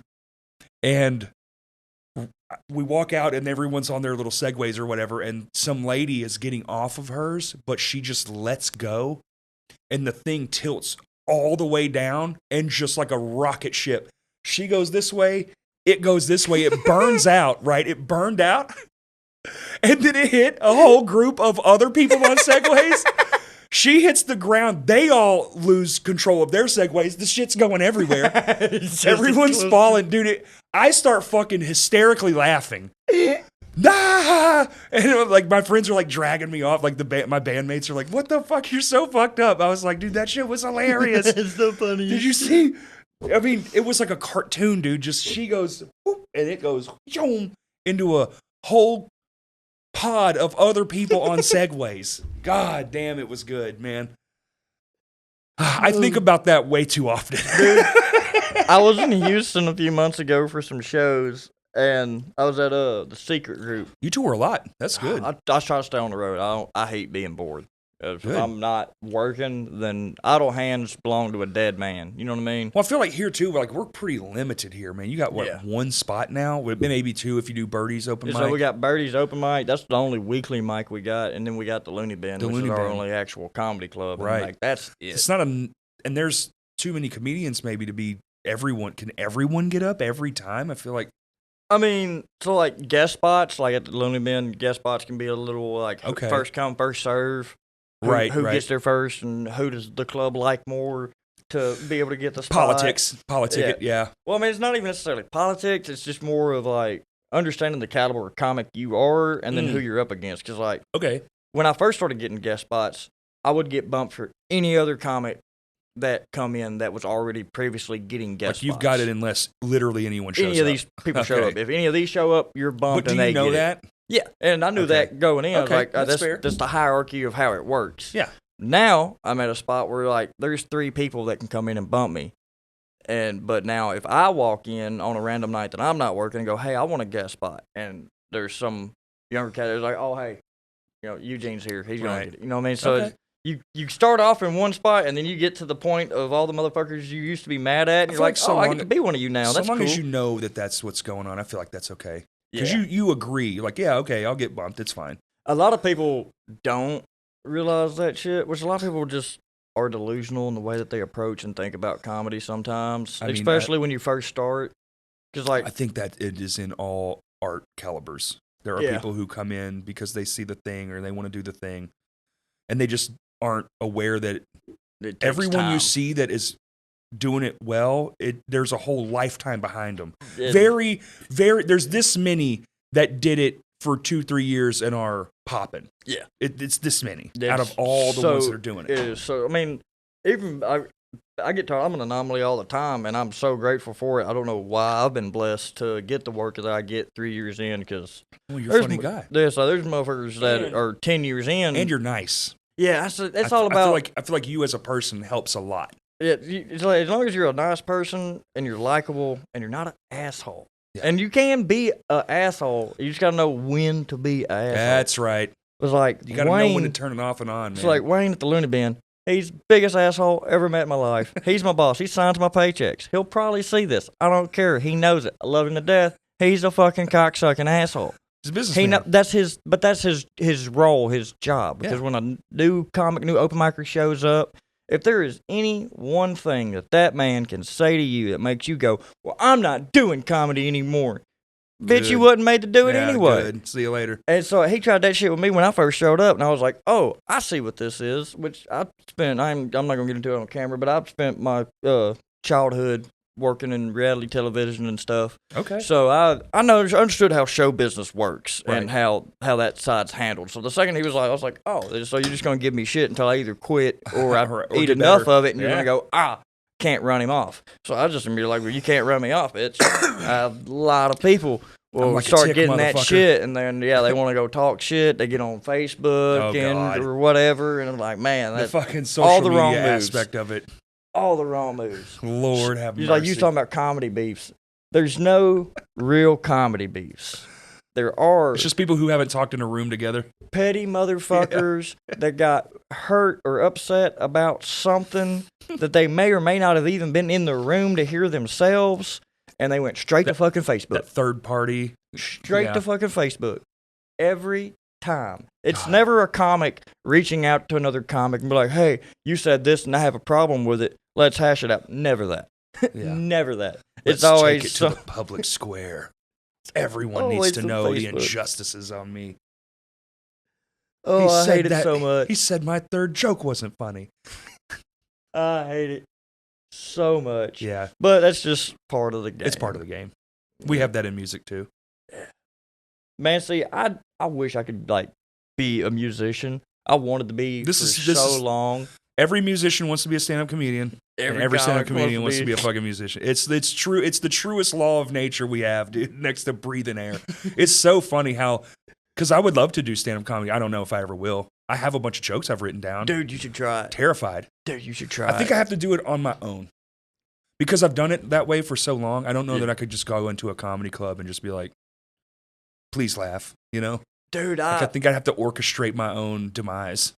dude, I think if you put a little faith in yourself and you came to the Looney Bin open mic, and especially if you had a good host, I think you could pull that Band-Aid off. And whether you had a good set or a bad set, it wouldn't matter. I don't think that's what matters. I think it's I would crush my own, because I'm my own worst enemy when Oh, it no, comes to I those get things. that 100%. I'd destroy everything I build. Everything. Because somebody else is going to come by and knock my sandcastle down later, so I might as well just kick it down now. I can literally, I've had sets, everyone's like, oh man, that was great. And I'm like, I don't know what the fuck you're talking about. That was utter and complete dog shit. I hated every second of it. Oh, and dude. it's just like, and they're like, what happened? I'm like, did you not hear me mess up the timing on that one part? And they're like, well, yeah, but it was fine. Like, it was fine. I was like, it wasn't fine. It's not fine. I'm going to think about it for 3 weeks. I swear to God. If people come up to me, I'll have what I deem as a horrible set. Yeah. I just ate the cock off my body. I bombed. I just want to go fucking find a hole and die in it. And then you got Kurt with that one. Oh, Ate the cock off ate my the cock body. off my body. So anytime a comic, He just like cleaned the face. What did he just say? anytime a comic goes up on stage and they bomb, like they just do not get a fucking laugh. Instead of being like, oh, they're bombing or they're eating shit. Me and all my buddies are like, oh, they're eating the cock right off their body. Yeah. Or if it's That's a good one. That's say, very but we're funny. progressive, so if there's a woman comic like, ooh, she is munching her muff right now. Yeah. God damn, that's funny, dude. Oh, but yeah, man, it sucks. And then you get off stage and It's you're just like, terrible. oh, I'm fucking awful. And then everybody's like, oh, you were so great. We love you so much. Shut up, I'm like, bitch. fuck you. Quit lying to me. Yeah. Tell me I'm trash. Then you go to your friend and you're like, it was bad, wasn't it? And they're like, well, yeah, like, it was fine. You just had a cup and like, tell me. You're like, you want the confirmation, right? You just fucking tell Dude, me how bad it my was. buddy Tell me Barrett- it sucked. He's got this thing where, and it took me so long to realize what he was doing. In music, it sucks too because they have another thing that can say, well, this part was good. Oh, dude, that's Shut the fuck up. It was good. dude. They do that to comics too. My thing is like, you've heard my jokes, you've heard my intro, my Manson shit and shit. Uh-huh. So people will either come up and be like, oh, I loved the intro. You made me pick what drug I thought you were on. Yeah, It was good. I love that. I love doing that to people. That's my favorite like little crowd interaction because I Yeah. always find the person that's like the least suspecting. Whoever like on their face is just like, just like they're just here. Yeah. They're watching the show. They're not all the thoughts in their head, not one of them is like, hey, this motherfucker's about to talk to me. yeah. It's like, that's the motherfucker I picked. Because they're just caught off guard. They're like, oh, shit, what do I say? I said heroin. See, that's, I ended up writing a joke on stage when you did that for that line. Because that was the first time anybody ever hit me with heroin. I'm pretty Really? sure. Yeah, I'm pretty sure I would say, that's the nicest way anybody's told me I look like a dirty hippie. Which I use that line now. Oh, okay. My first time using it, though, was when you hit me with heroin, because most time everybody does meth, and that bit was still pretty new then. I just don't think you look like a meth head. See, so many people are just... You lack you have like a certain amount of like fullness. Like, but meth just, it's all the way in, and they usually have their arms, their sores everywhere, right? Yeah. You don't have any of that, so it's like... Nope, I snorted all my drugs. Yeah, buddy, like a good addict. But I did have a friend who was a heroin addict, and you fit more that build. So that's where I was just trying to be like honest. You got kind of a heroin face. See, and that's the one drug I've never tried. Don't. It is the best one. Yeah, don't. I mean, that's what I hear. Yeah, that's what everyone. I don't like needles unless it's got ink on the end of it. Yeah, oh shit! No. Okay, Maddie, break it out, boys. If I'm gonna be honest, I'm like, okay. Here's a whole This is part of the podcast. Colombian Bam Bam just poured out on the table. Yeah, hell yeah, die, motherfucker. Dude, have I ever committed suicide? Y'all will know if I truly did it. You're gonna get loaded up, jump off the Empire State Building. If they find me in some mansion somewhere and I'm in a fucking room that's just got black Visqueen covering the whole room, and then there's just a single squirrel cage fan in the center, and they find me face down or on my back, I just took a whole 8-ball of cocaine and threw it in the fan and just let it hit you. For 45 minutes. I had a fucking blast. Yeah. And then like that bear that did all the cocaine. Yeah. And they made a movie about it. Oh, which that movie fucking rules, by the way, if you've never Cocaine seen Bear it. is so great. It's so good. And it's actually good. Oh, yeah. I love it. I've seen it multiple times. And it was based on a true story. Right. So, like, that's what I love about it. I don't like all the spinoffs they're doing. Well, Cocaine Raccoon and fucking Meth Gator. Meth Gators is one. Honestly, hilarious thing to say. Yeah. I love the way it comes off the tongue. Meth Gator. Why would you put that image in my head? I already have enough shit that fucking scares me and keeps me up at night. First sharks, now this. Like, no, I mean, well, first, like, we got back to goddamn Dairyville, okay? I'm worried about a fucking clown coming out of the toilet and fucking eating my asshole. It? No, I haven't. Oh I fucking hate goddamn it. It's, man, they did such a good job. It's so fucked up. It's so fucked up. Oh, I bet it is. I don't watch too much, and that one I was like, I gotta watch this, and I've been watching it. It is holy shit. Oh, I'll take your word for it, buddy. I don't do horror. Neither does Kurt. I do not like being scared. I like being scared. Man, no, my fight or flight kicks in, and I just run away from the TV. I have to either fight or flight. So, worst ass whooping I ever caught in my life. I'm in Pine Bluff, Arkansas, watching As Above, So Below. I'm sitting in the very back of the movie theater with my buddies, and there's a big old black guy sitting right in front of me. Jump scare comes on, and to catch me off guard, I'm terrified, so I go to, like, try to get away from it, and I get caught in my seat. So, fucking, I can't fly. Instinct catches in, I just fucking throw. And I punched that black dude right in the back of the head. What? From a jump scare on a movie? It scared the fuck out of me, man. And I had to get away. I wasn't expecting it, and I needed the fuck away. And I tried to get away. I couldn't get away. And then I hit that man, and then I really needed to get away, and I couldn't. He whooped my ass for what felt like goddamn ever. I don't know how long. Pain never stopped, dude, mama. He come over the top and just raining them fucking down on me. I fall into the floor, like under the seat, over the seat, and it's like stomping me. Yeah. Until fucking the ushers and shit come in, grabbing, the police come in, and then I get detained for assault. I mean, you did start. They were kind enough. Notice I said I only got detained for assault because the cops that detained me felt so bad for me because I'm talking about eyes swollen shut, all blood. Like they're just right, you got enough. You got enough. Like, dude, we feel like that mugshot would have been sick though. Oh God, I'm so glad it doesn't exist. Oh. Fuck that movie. Is that in Yeah. your? Is that in your fucking act? Because that's a funny fucking story. No, it's not. Dude. That's just trauma. Gotta get it out. It'll Gotta get there it out. eventually. Yeah. But, It'll work man, through one story at a time. Oh man, Damn. it was so horrible. I've never heard of anyone kicking their way out of a jump scare. Have you seen that movie?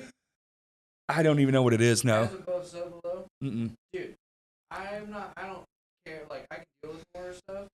There is a scene in that movie where they're, like, spelunking through the catacombs. Yeah, dude, that was the fucking scene. Oh, it's that. No, I didn't see that. That does look scary. The dude gets stuck in between two rocks and starts freaking out. Yeah. I had Is that in the trailer? panic attack. I remember the trailer now. I have claustrophobia.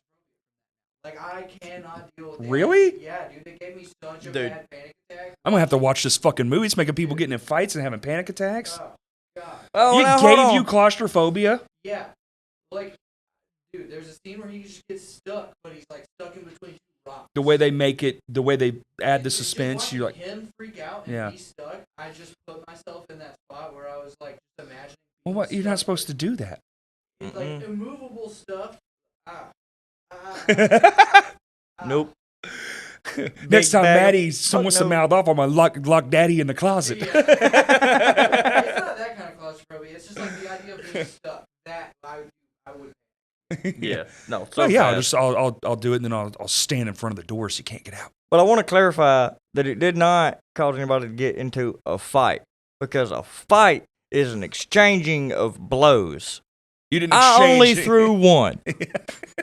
Get that out there. I only hit the man the one time. That's why. I mean, this movie must be fucking amazing. I'm hearing 2 trauma stories from the same film. This is amazing. Oh, yeah. Fuck that movie. As above, so below. Fuck horror I will movies. say there is. A Kurt, will part you at text the- me that real quick? There is a part at Please? the end where they're like running through, and this like demon pops up, and the lady just like face palms it like a football player, and I laughed for about 20 minutes after that, and I was good. But the whole rest of that movie fucked me.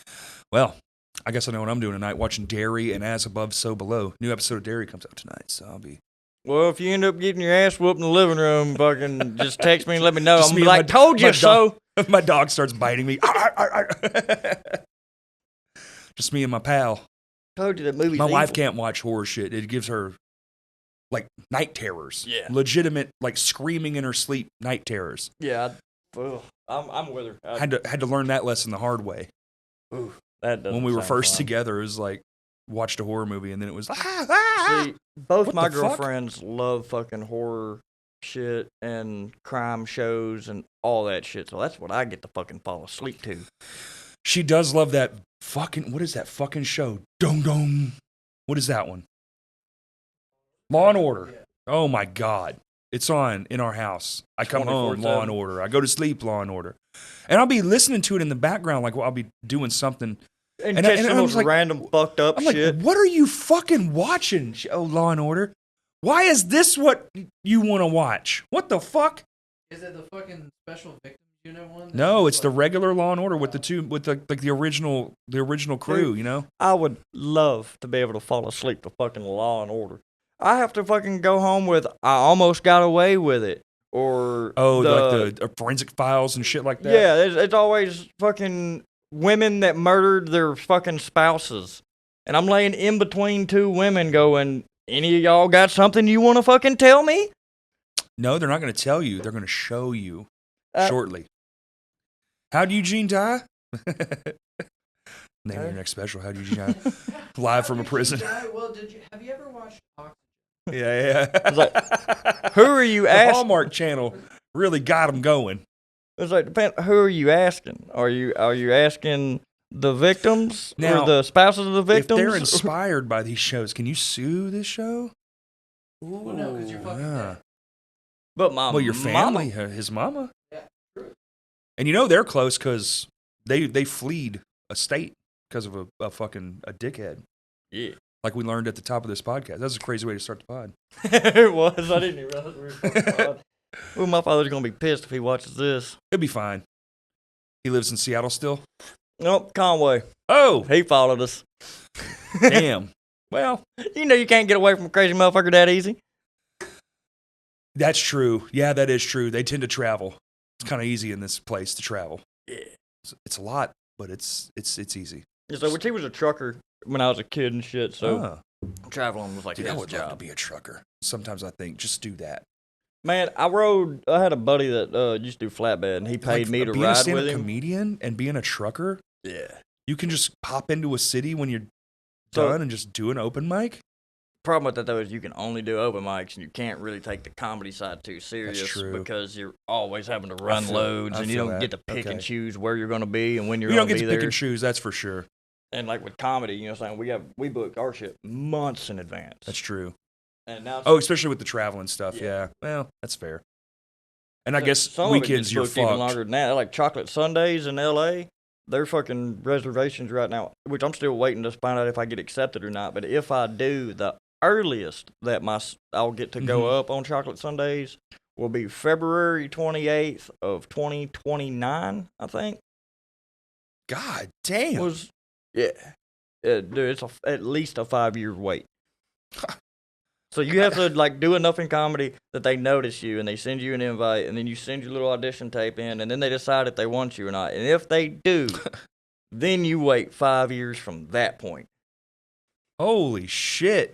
I mean, at least hopefully you'll be better. Oh yeah, you know. By the time it rolls around, especially like if I got in now, by the time I got up there, I'd be an 8-year comic. Right. There's gonna be a world of difference between. If there's not, I need to fucking get y'all to open this window so I can just dive right out. Sometimes you hear people say, "Oh, I've been doing it for whatever many years," and you're like, that shit makes my skin crawl every time. Sad. That dude is so sad. I'm sure you run into that a lot. You have people come through and you're like, "Yeah, I'm 13 years," and you're like, "God." And you can't say anything mean. You don't want to be mean. Yeah. What gets me that a lot of times, like, a lot of those comics will come see me, and they're like, "Oh, how long you been doing it? 7 or 8 years?" And they'll think that I'm, like, more on their level with the time in. And then I'll go, "Oh, I've been doing it for 2 years." And then they're just, like, their whole demeanor changes, and they're no longer talking to me in a friendly manner. Now everything's got a bite to it. Right. You know what I mean? And it doesn't mean anything. I just had a more fucked up childhood than you did. Yeah, it's like, dog, I just got shit to talk about. Have you ever cosplayed steampunk with that facial hair? I feel like you would have one wicked mustache. I haven't cosplayed steampunk, but I did used to do the handlebar. The twisty boy?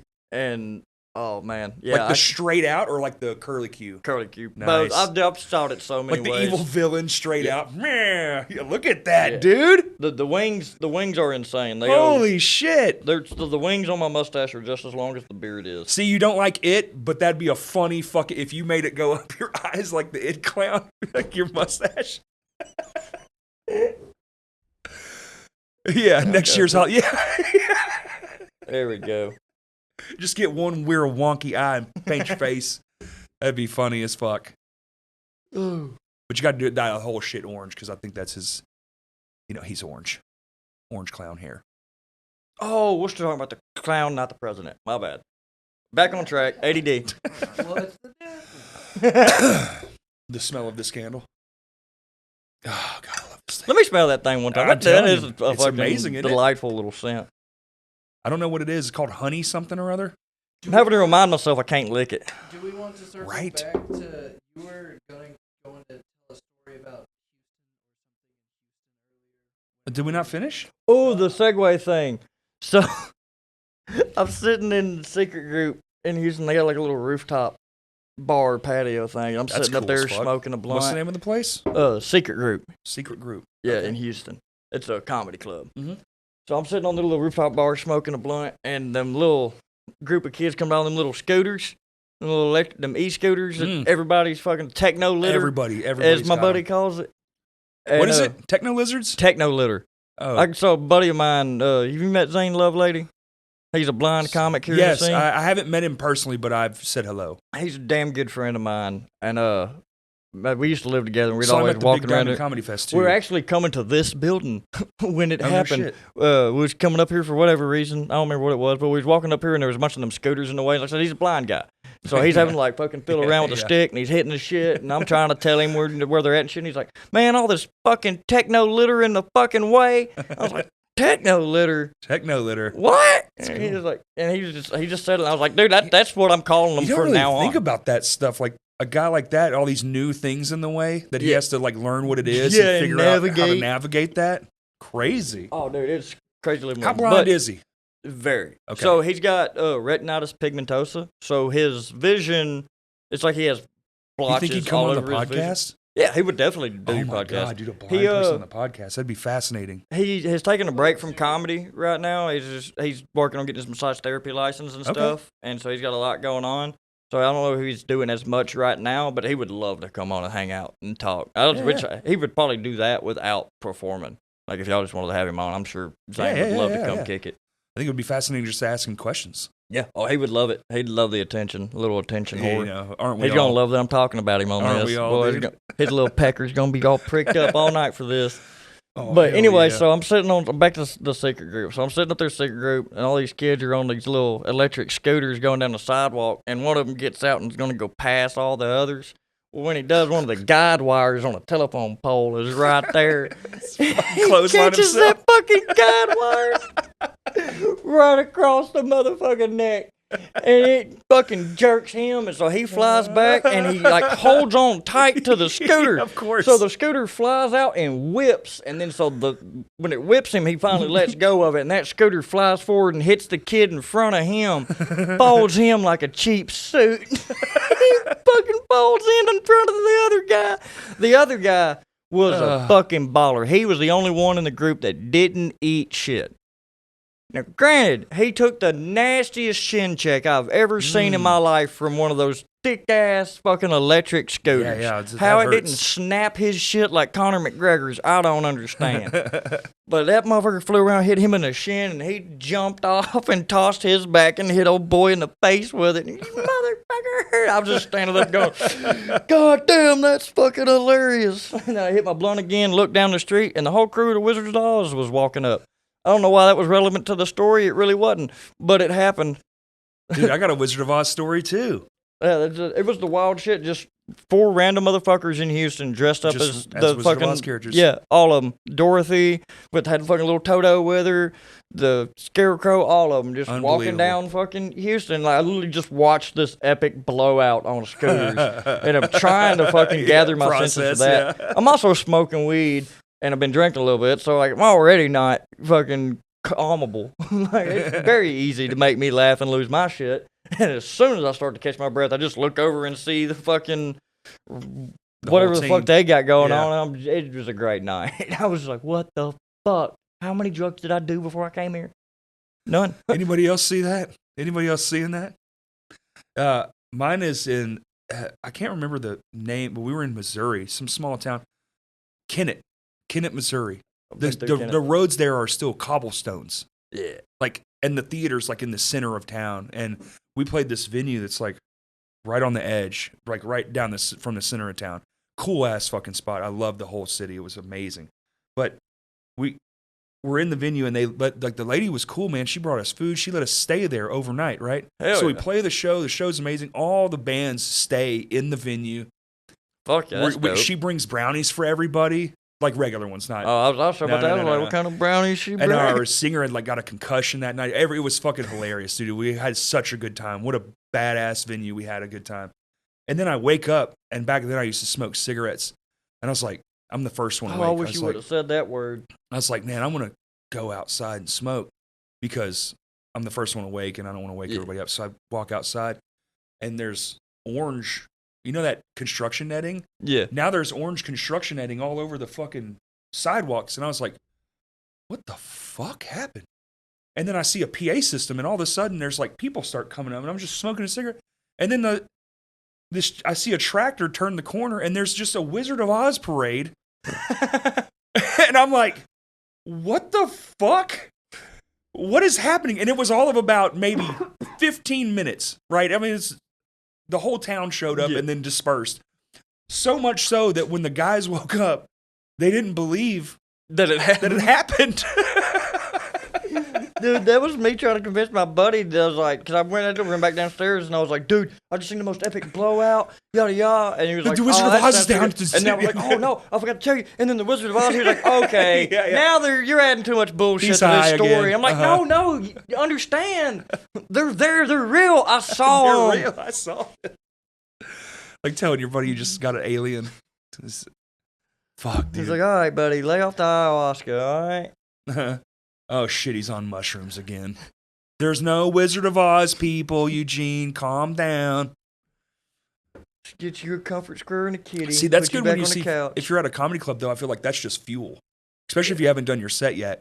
Oh, yeah. I'd already done my set for the night. Damn. Both my sets. We did 3 shows that night. 3 shows? Yeah. In one night? Yeah. Damn. Good night. That's a long night. Shit, that's a good night. Not really. I mean, here's the thing with comedy, man. I go do one show, starts at 8. Yeah. Show ends at 10. I'm going to show up at 6:37. Sure. I'm going to do the show, and then I'm going to hang out and have a few drinks, or I'm going to go home. But I'm going to spend about 3 to 4 hours. Wait, 3 shows last till 10 o'clock? You do 3 shows? No, so that's just the average night, like here in okay. in Little Rock. Like an average night, like showtime, we start at 8, end at 10. Yeah. Now, if you can structure it so that you're on this stage at 8, you open this show, you're middle at this show, and then you close this one, you can break it up so you hit all 3 stages in the same amount of time that you were going to spend at the one show. Right. It's like you're doing a lot more in a night, but it really makes your night so much fucking fun, quicker though. because you're at one spot, and you're like, oh, I gotta fucking thank y'all, I gotta go and get to this next spot, and you get there and you're like, oh, love y'all, thank you, gotta go. And you get the third one done, you're like, whoo, it's been an eventful night. Fuck, it's only 11 o'clock, time to go home and have a shot. I go get some Jimmy John's and go to sleep. Yeah. Ooh, I fucking want some Jimmy John's now. There's one right there. Literally. Delicious bastard. Dude, Jimmy John's would be kind of fire right now. I'm not going to lie. Like a turkey sub. Well, they don't call it subs, right? Sandwich. I guess a sub's a sandwich. I don't really know. Huh? I hope so, if I don't have to wait 45 fucking minutes for it again. Well, you'll be there before everybody. Dude, so I have to ask this question since we done got on the subject of sandwiches. What's your favorite fast food sandwich place? Oh, my. Fast food sandwich place? Like Jimmy John's or Subway, Quiznos, the... Probably Jersey Mike's. Jersey Mike. Yeah. Good man. And I just had it for the first time. Everyone kept telling me, dude, you'd love Jersey Mike's. Go to Jersey Mike's. And I was like, I don't know. I don't really like fast food sandwiches. I just make one for way cheaper. And then I ate there, and I was like, all right, this is pretty good. Dude, I love me some Jersey Mike's. It's I did good. a show in Fayetteville. Although I did want to steal that whole pail of bacon they had. That was crazy. They You just ever put let that me on catch... display? Don't ever let me fucking walk into a Jersey Mike's and that bitch have her back turned for 15 seconds too long. Did you steal the bacon? Mm-mm. Oh, no, I'm doing a full robbery. Like, I'm not getting just a handful. I'm grabbing the whole pan and I'm hitting the fucking door, son. Yeah. You got to catch me high knees. And they got like 400 of them, so you're going to get banned from the one. Yeah. There's a Jersey Mike's in every town now. Which I'm friends with a couple of the owners of the franchise, the Arkansas side of the franchise. Okay. I met them in Fayetteville doing shows at some fancy little gentleman's club. Mm-hmm. I don't remember what the fuck it was called now. But it was a fun show. They're super cool guys, but they give me like a stack of cards. I was like, oh, you like Jersey Mike's sandwiches? We own Jersey Mike's, yada yada. Have some free sandwiches on us, and they give me like a stack of cards. God, we gotta it was that. Fucking just a free sandwich. Like, I didn't have to buy nothing. I could just walk in, hand this lady the card, and they make me a free fucking sandwich. No questions asked. I'm jealous of that. That's never happened to me. Here's 30 free sandwiches. That has been my favorite form of payment from any show I've ever done. People have paid me in money, drugs, about anything you could think of that could be used as currency. It has been given to me as currency. But Jersey Mike fucking free sub cards. Fucking sandwiches is the best one. Dog, you show up to a show with just my show. I got 10 grilled cheese in the back. Dog, I'm there. I'm there. Are we talking? What kind of grilled cheese are we talking? Are we talking like on sourdough bread with some fucking sourdough with ham in it, boy? Ooh, yeah, shit, I'm there, son. Everyone knows sourdough grilled cheese. Ooh. Put a little ham in there, and not bullshit ham. You got to go with the fucking fresh cut, right off the bone. You do that. You grill that right on the side of it, and you put that so the juice, everything goes in. Pow, pow, pow. Fuck yeah, dude. And you got to have it. And you need at least 2 cheeses. Yeah. Keep talking to me. Get it, boy. Oh, fuck yeah, dude. End it all. Do like the Karate Man. Kung Fu. Kung Fu your way out of here. David Carradine. Yeah, I got it. I was getting there. Buddy, I've got to go piss right quick before I piss on myself. Go for it. Curry, you want to come over here and talk about the award show? Well, I have my own camera. Oh, y'all have y'all's own thing. That's right. He always hides, so I stopped. I used to try to frame him. He just like scoots the chair over till no one can open it. Do what? Oh, it does? It was amazing. Thanks everybody for coming. It was so fucking good. I can't believe how good it was. I'm actually so stoked for it. I wish I wasn't so ruthlessly fucking busy right now so I could pay more attention. But I do love everything that's going on. I think it's going to be an amazing day. Me and Maddie decided that we're... No, hell no. Hell no. I told you. Dude, that took so much fucking work to get, and it's barely up there. I was saying we should just thought ahead and made something like We've talked about high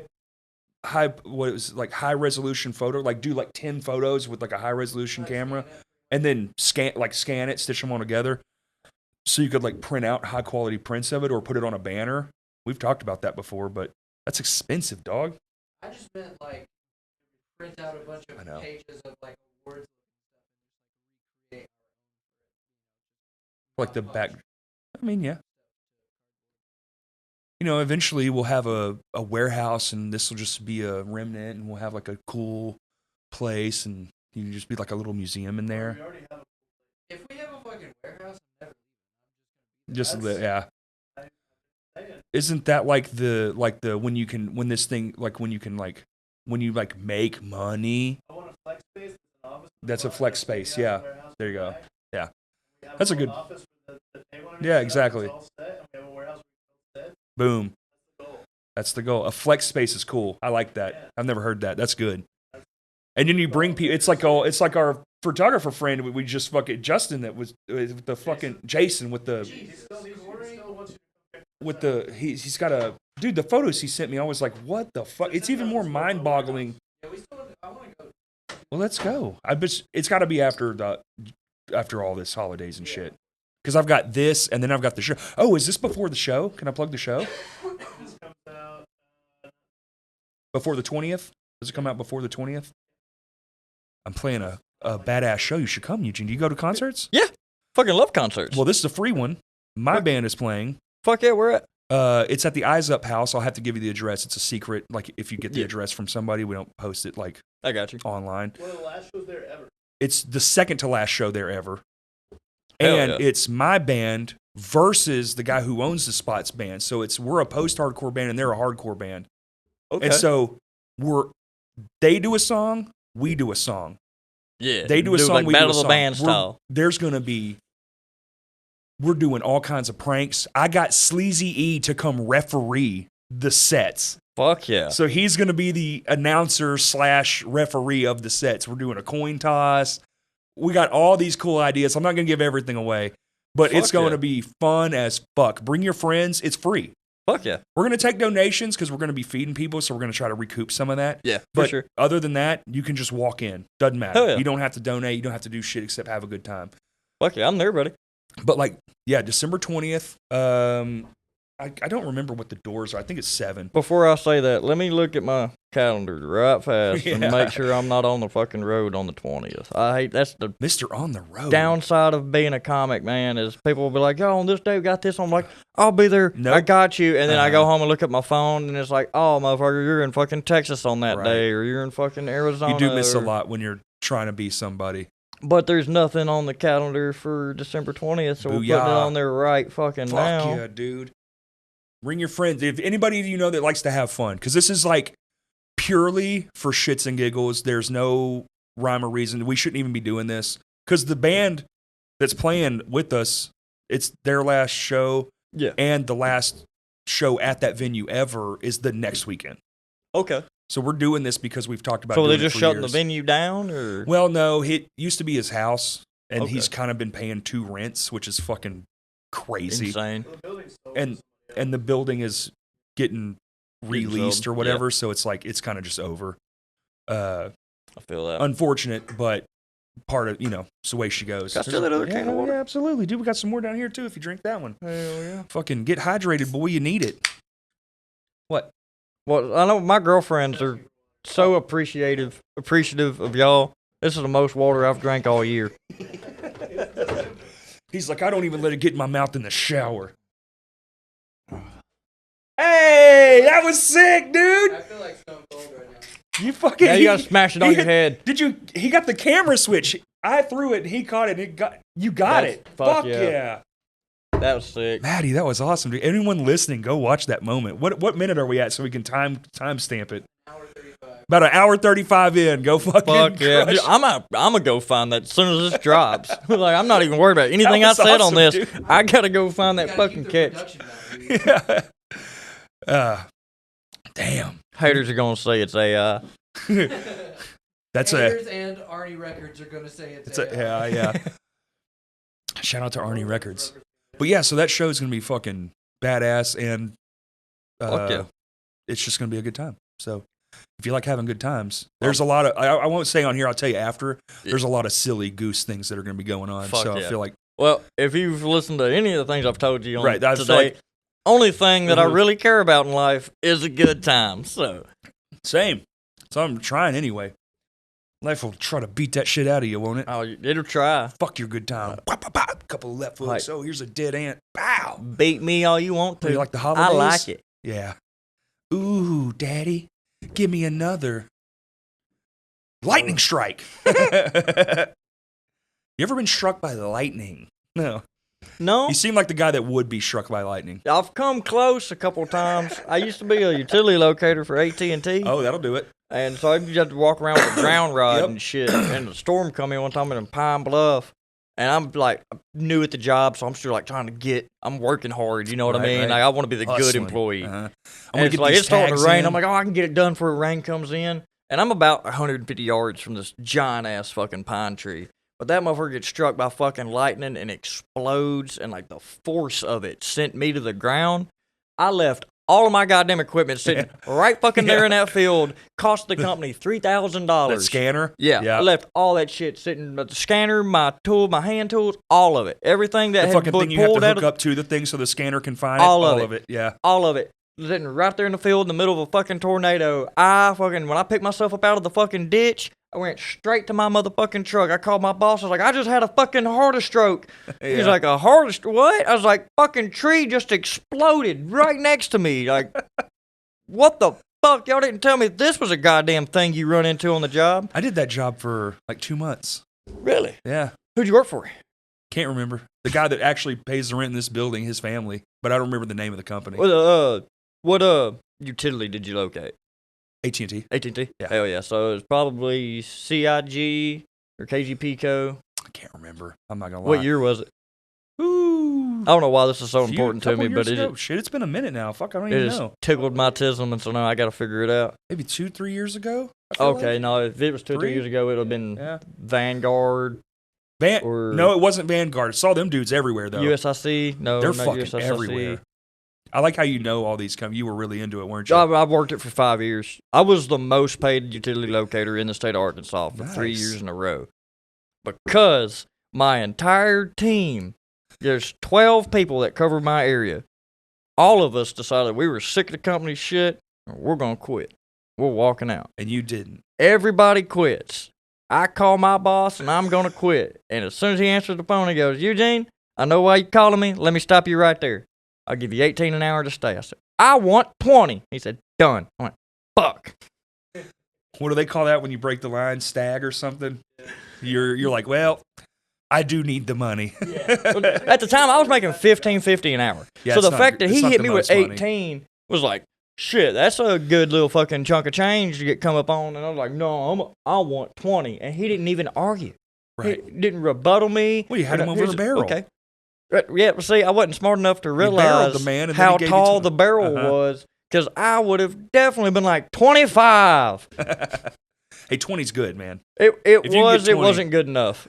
It's never good enough. It was not good Once enough. that lifestyle changes, you're like, 20's kind of all right, but 25 would be better. But then you got to think about them tax brackets when you start getting No, those dude, that's numbers. what fucked me. Because then they'll take away more of your money. Dude, they started Uh-huh. saying I worked so much fucking overtime That's because exactly listen, it. I was the only person out of my team that didn't leave. Right. So it went from being a 12-man team running this area to a one-man team. I was on call 24/7. I worked a year and a I'm half on call straight. and on mushrooms. This is my TikTok. Yeah, dude, it fucking sucked. Do you do all that shit? You post your bits and all that stuff? Nah, I've got a couple of them posted. Mm-hmm. And I need to get How better do you at feel it. about that? I hate it.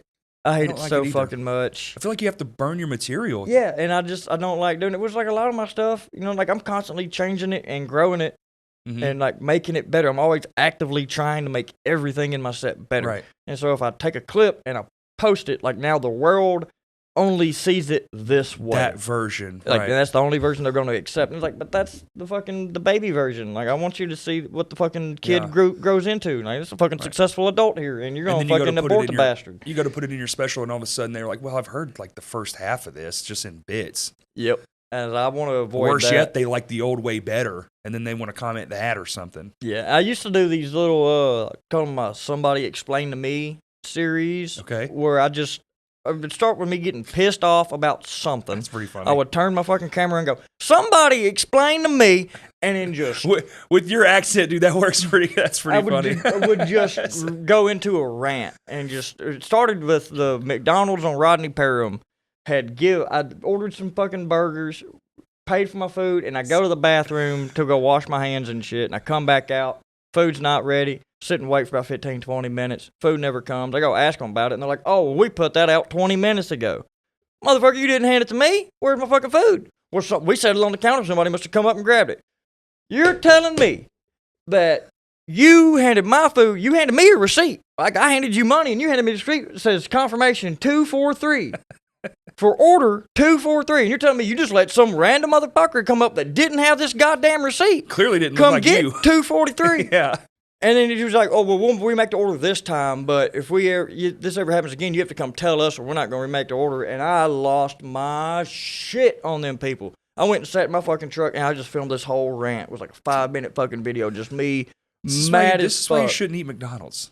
So more than one reason, but McDonald's that's just another good reason. emailed me 2 days Really? later and apologized on the store's behalf. Give me $100 McDonald's You gift and your card free shit. food, man. Hey man, that's the fastest Eugene way to my broke the heart. code.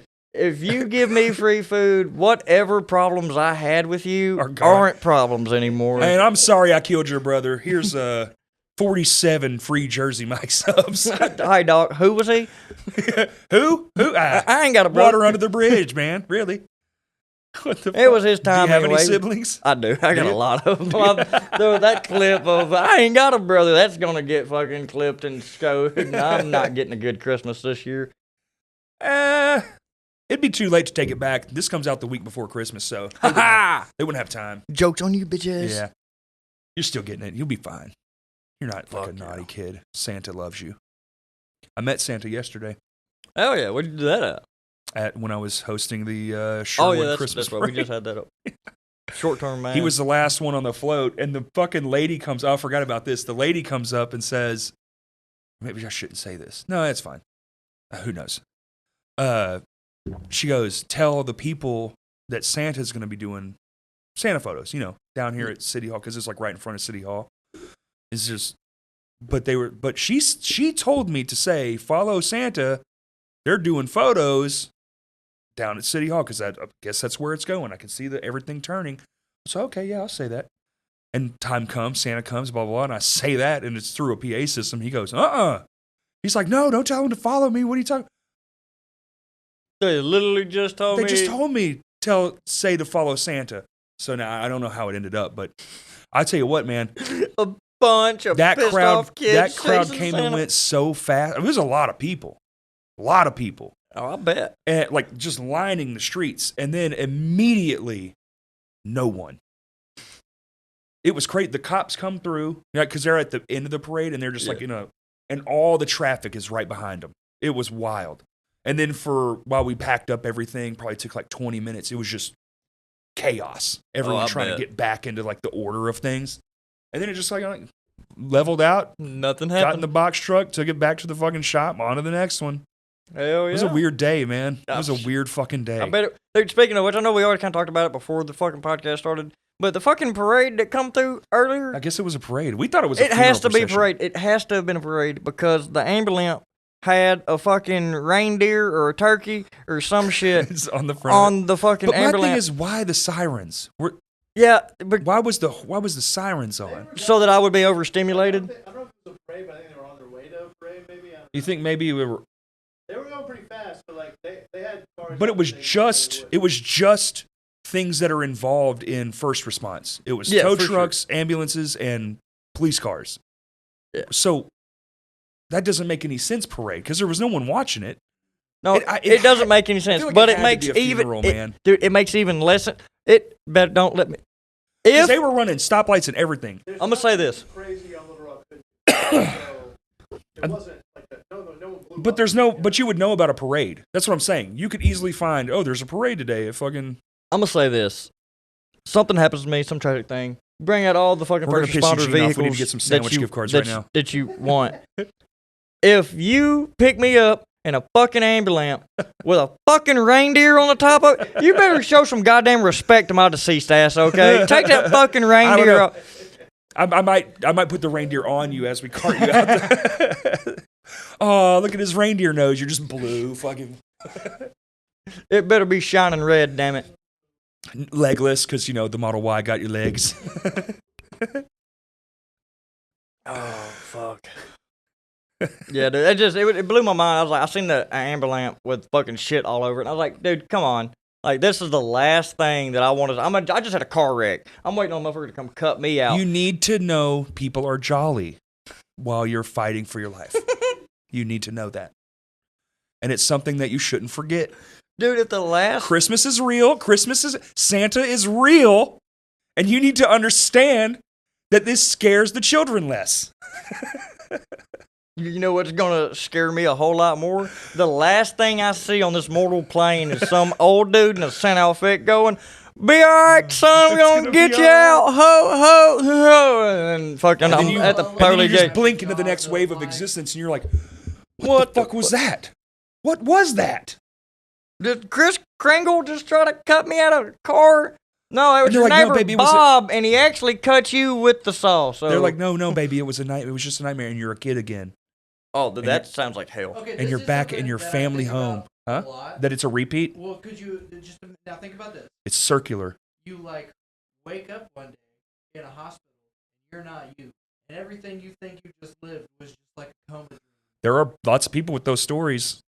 Lots of people. There's one about a dude in a lamp, and I can't remember the guy's name, but he had an accident, got knocked out, was at a party or something, lived an entire life, had a wife, but then all of a sudden one day this lamp, he's like, there's something wrong with this lamp, and he becomes to be fixated on this lamp, right?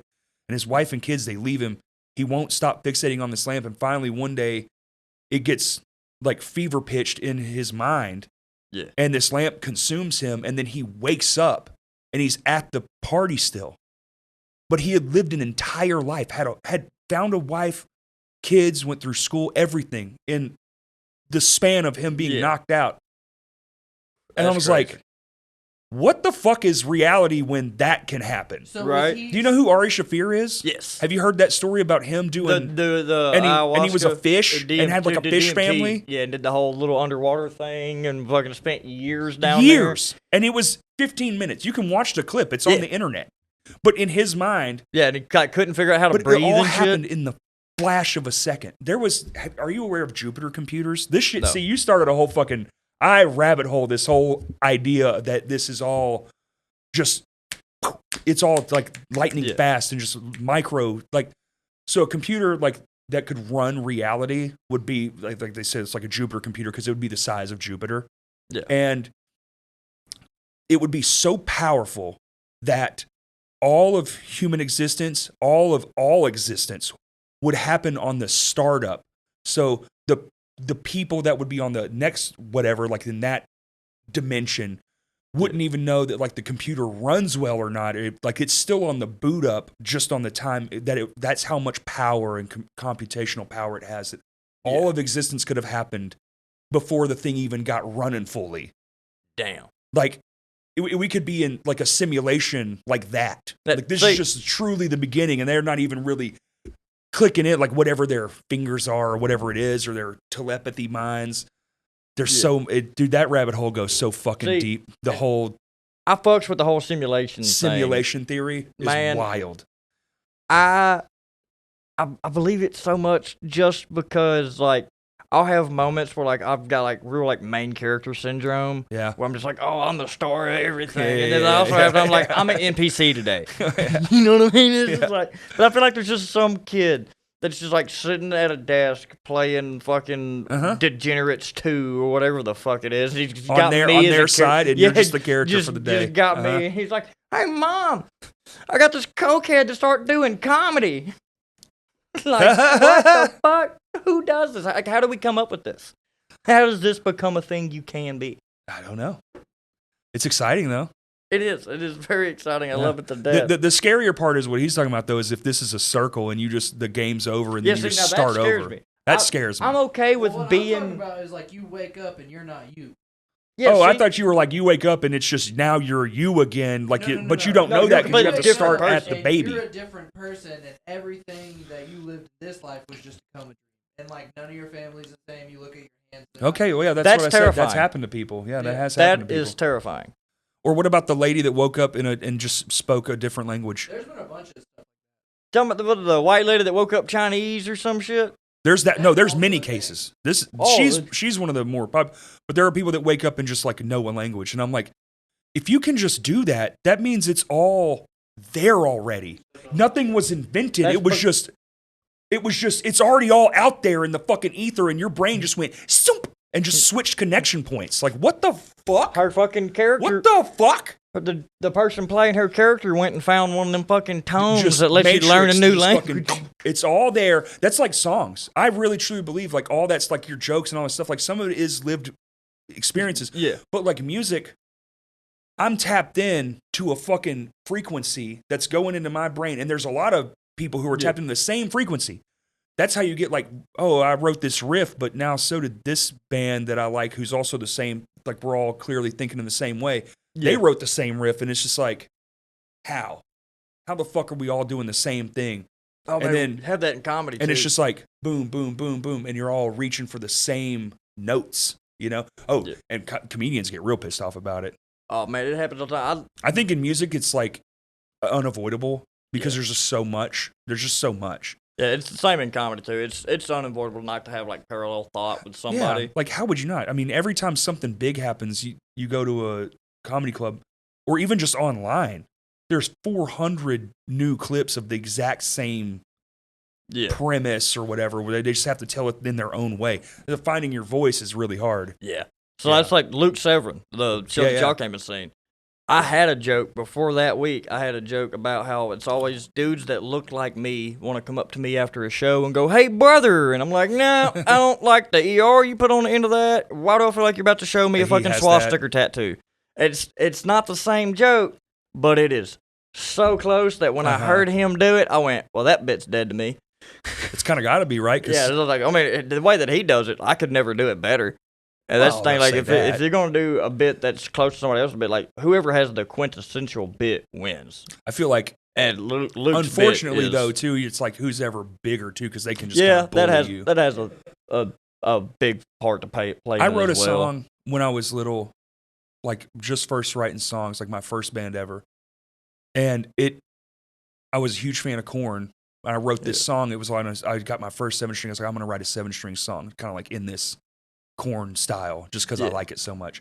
No shit. Like 6 months later, they put out an album, and one of the main riffs on the song is exactly Hell a riff yeah. from one of their shit. And I was like, well, it lets me know I can write pretty decent riffs, but also Right.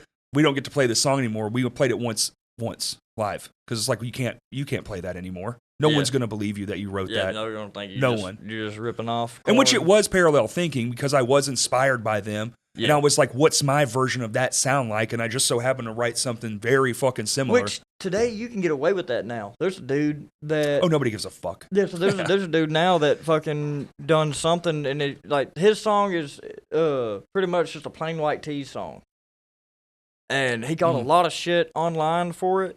So what does he do? He just gets on fucking Twitter and then becomes friends with the fucking lead singer of the Plain White Tees, and then brings him on tour with him. So every time he starts to play the song and everybody starts to boo him or whatever, he just brings the lead singer of the Plain White Tees out, and now everybody's just got to be cool with it. I mean, yeah. It's like AI. It's stealing everything. Have you heard all the AI music? It's scary, bro. Dude, We're cooked. okay, Yeah, 100% cooked. Y'all probably gonna hate me for this because you're a bunch of musicians, and I do feel bad about it. You've been listening to it, haven't you? I love AI music, Damn it. man. You villain. Dude, I knew. You know what? You need to put the mustache villain style. Yep. There it is. Yeah, see? AI 50 cents better than you. I'm not gonna bet AI 50 Cent, but AI Eminem, dog. Something about hearing Eminem go from angsty white teen to like 45-year-old black man with soul. Like, Yeah. oh, dude, it is great. That's what they're doing a lot of with the rap is doing the soul stuff, like old soul. Yeah. Yeah, they're kind of taking it backwards. I love it so much. 50 cents, or not 50 cents, fuck, you got stuck on Like, I'm not going to deny that it's good, but I really, man, the means to which it's obtained it sucks. Yeah. But there's no stopping it. This is it. Yep, the ball's already started rolling downhill. You're never going to get rid of it. There's no stopping it. And remember that thing I said was like, oh, how soon until you can just tell Netflix, I want to watch? Saw fucking 3 separate clips. They were stitched together, so it's already happening. It was Vern, you know, like, it was, what's his name? Ernest P. Worrell, but in Friday the 13th. He was one of the victims. And I was like, there it is. I knew it was coming, and it's in clip form right now. It was 3 clips stitched together to make like one scene. I was like, we are months away from just full-blown movies of this. I thought we were like 5 years away, and it happened in the same fucking like year. Dude, Coke. Wait, did what? The AI commercials for Christmas. Oh, okay. And Like the bears and shit? Yeah, and the Coke trucks. Okay. Well, then Coke truck. They did the behind It's the Eugene had one of special. those. Coke truck. Wish I had one of They those. did the behind the scenes, and the behind the scenes. No fucking way. It's like AI videos Yeah, of does them it like end? putting it together and like flipping the stuff onto the trucks, but really it's just you can tell it's First Will Smith and now this. Did you see the? I know you saw that where he faked the audience was fake in the Will Smith videos. Oh yeah, he did like concert footage, like a thank you video, and it came out and like people had like 6 fingers and shit, and the signs were like gobbledygook, and they put that out. Like they put it out instead of using real footage, which it probably was a fucking no fucking attendance. They claim that they took pictures of the crowd and then used AI to make them into video. Is what Sure, bullshit. We all know that's bullshit. But Hold on. So you're telling me it's easier to take a picture and then ask AI to do a bunch of mumbo jumbo bullshit than it is to simply hit record? Yeah. Thank you. Yeah. Like, you got it. That's fucking. What? It's what a lie. Yeah. What a lie. First off, that man has cameras all around him his whole fucking life. 24 fucking 24 7. fucking 7. They've been on record since the motherfucker said the first word on Fresh Prince of Bel-Air. And even before that, with the hip hop shit. Like, whatever. Yeah, You're lying. You cannot make me, like, I was born at night, but it wasn't fucking last night, God damn it. Yeah, I like that one. You can spin a lot of things to me, and I'm dumb and gullible enough that shit, if you make it sound good enough, I'll just be like, yeah, Sure, yeah. sure, that Yeah. sounds good enough. That right there, I've been that got, boat don't float, Bubba. I've been got by some headlines for sure. You're like, wait, what? And you click on the thing and you're like, oh, this is all bullshit. Man, speaking of AI videos have been fucking me up. I'm getting to where I can't tell the fucking Dude, the one, difference. I watched one the other day of a cat drumming at a guy's doorbell, and I was like, well, this looks real. We're fucking so fucked. Dude, I shared a video on Facebook. There was a bear jumping on the trampoline. And then somebody called me out and was like, hey, it's time to fucking take your medicine, Grandpa. This is AI. And then I went back and watched it, like heavy, watched it 3 or 4 times. I was like, oh, fuck, that is AI. Saw one this morning of a Duh, a husky. bear on a trampoline is clearly fucking AI. But for whatever reason, at fucking 3 o'clock in the morning, Yeah. my dumb ass was hitting a joint going, holy shit, bears can bounce. Yep. Winnie the Pooh. It's not long. Those videos are getting so fucking convincing. I do love fucking Bigfoot in the woods and Yeti. Have you seen It's those? all fun. Like those, it's fun. It's fun. It's funny. It's hilarious. Like it's memes come to life, right? Yeah. But until it isn't, Yeah. and that shit's right around the fucking corner. They're already trying. They're already doing nefarious shit. It's just how long until you just really don't fucking know. Right. Oh, I Because mean, now it's kind of it's kind of, you can catch like the weird little oddities, like that bear on trampoline. If you watch it enough, you go, oh, I see. Yeah, there's like little clipping ring problems on and shit. Yeah, it's like, but I mean, I don't even think it's years at this point. Oh Months, no, I think a year at most. At most, till you just can't fucking tell, and then how long till it's good at everything? I mean, it's already knocking there. music out. Yeah, music. You can literally tell it any music or picture or little video that you want. You just tell it what you want, and as long as you can describe to it well enough, like what it is. The you prompt want to is see, the thing. Yeah, then, the prompt. Then it'll get you. Movies. Gonna be, really? It's been 30 more minutes since the bathroom break. Wow, time flies, man. Hell yeah! I guess we're done. We're done. Yeah, we like to do 2 hours. Man. Hey, shut the fuck up, dude. I'm not finishing nothing. All right. No, this conversation you is pink-hatted officially ass. fucking over. Yeah. You know what, Eugene? Get the fuck out. You know Kick what? Maddie's ass on the way. Yeah. See you later, pal. Thanks for coming, dude. This has been fun. Thank y'all for having me. This was fucking Absolutely. blast. Well, I knew when we saw you at Luke, I was like, we got to get that guy on. Fuck yeah, I appreciate it, man. I appreciate y'all dealing with my ADD and fucking all my random just fucking bouncing around. Samesies. I know I'm like trying to catch a squirrel in a park. It's hard to do sometimes, but We didn't chew our own dicks off, at least. I feel like we did pretty good. I feel like we did good. Yeah, that's true. Yeah. That's the Patreon. I was going to try to say something else, but that's funny. That's good. Plug all your stuff, man. Where can people find you? Facebook, Instagram, Eugene Belcourt, Belcourt Eugene. How do you spell that? EUGENEBELCOURT. Cool. So, and then December 14th, I'm going to be at the Looney Bin. We got the roast of Angry Patrick. This will be out after that. That is going to be cool, though. Yeah. I hope y'all put stuff out from that's that. really the only thing I got worth promoting. You'll be at the show on December 20th. Yeah. Come hang so out. We'll be hanging out come December meet 20th. Eugene, Come everybody. kick it with us. Yeah. We'll probably not be getting fucked up, but I don't know why I like to add that to everything I do. I'm like, I'm getting fucked up. I'm like, that's not healthy. You are almost 30. But you got it. You're trying to live a dream. I still got another month. There God you go. damn it. So There you go. you fucking There you go. back up on that almost 30 shit, okay? I won't be almost 30 until January 14th. Listen, I'm almost 42. I think I need to announce it right here on the podcast. Kurt, Maddie, I have news. 10:37 a.m. on Monday morning, December 1st, I pulled out my first white hair. It made me very sad. I don't like it. You just pulled out your first one? First one. You Made said it you're to how almost old? 42. I'm 41 and a half. I had the half. It's important in this context. Yep. And Eugene. I pulled my first gray beard hair out like 3 weeks ago, and I'm still not mentally well. Right. Same. Kurt's filled with grays, but he doesn't mind. I mind. I thought I was going to make it to 45. I had a goal, and the Lord robbed me of that goal. So I'm just a little salty about it. Anyway, I now have. You're a little salty. Yeah. I wish that wouldn't have been funny, Kurt. Anyway, I just thought that would be an announcement. Anyway, you can find us on everything. Fucking, my brain is shot. It brought me right back. This Friday, come to Eyes Up House and see My Yeah, Insta this War. Friday, My Beat Insta the Wars, shit Second out of Life. Second Life. We got a lot of hijinks planned. It's all in good fun. I love that fucking band. They've been my favorite hardcore band in Arkansas since the day I saw them. Yeah, I'm sad that they're going away, but I'm happy we get to do this. So come show your support, show your love, hug it out, and then go to the very last Eyes Up House show. What's that flyer? I know it's Terminal Nation, Second Life. Second Life. Who else? Dry Fire is also Dryer Fire. It's also their final show. Okay, so it's two There's a final bunch shows. of bands. It's a bunch of bands. There's going to be 200 fucking people there. It's the Fuck end yeah. of a fucking era, truly.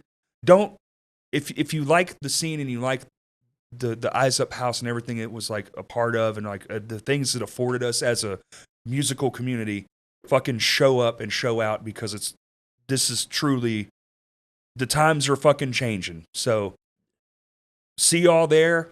That show is December 27th. December 27th. I can't believe I remember that. barely, but we got there. All right, everybody. Thank you for listening. Peace.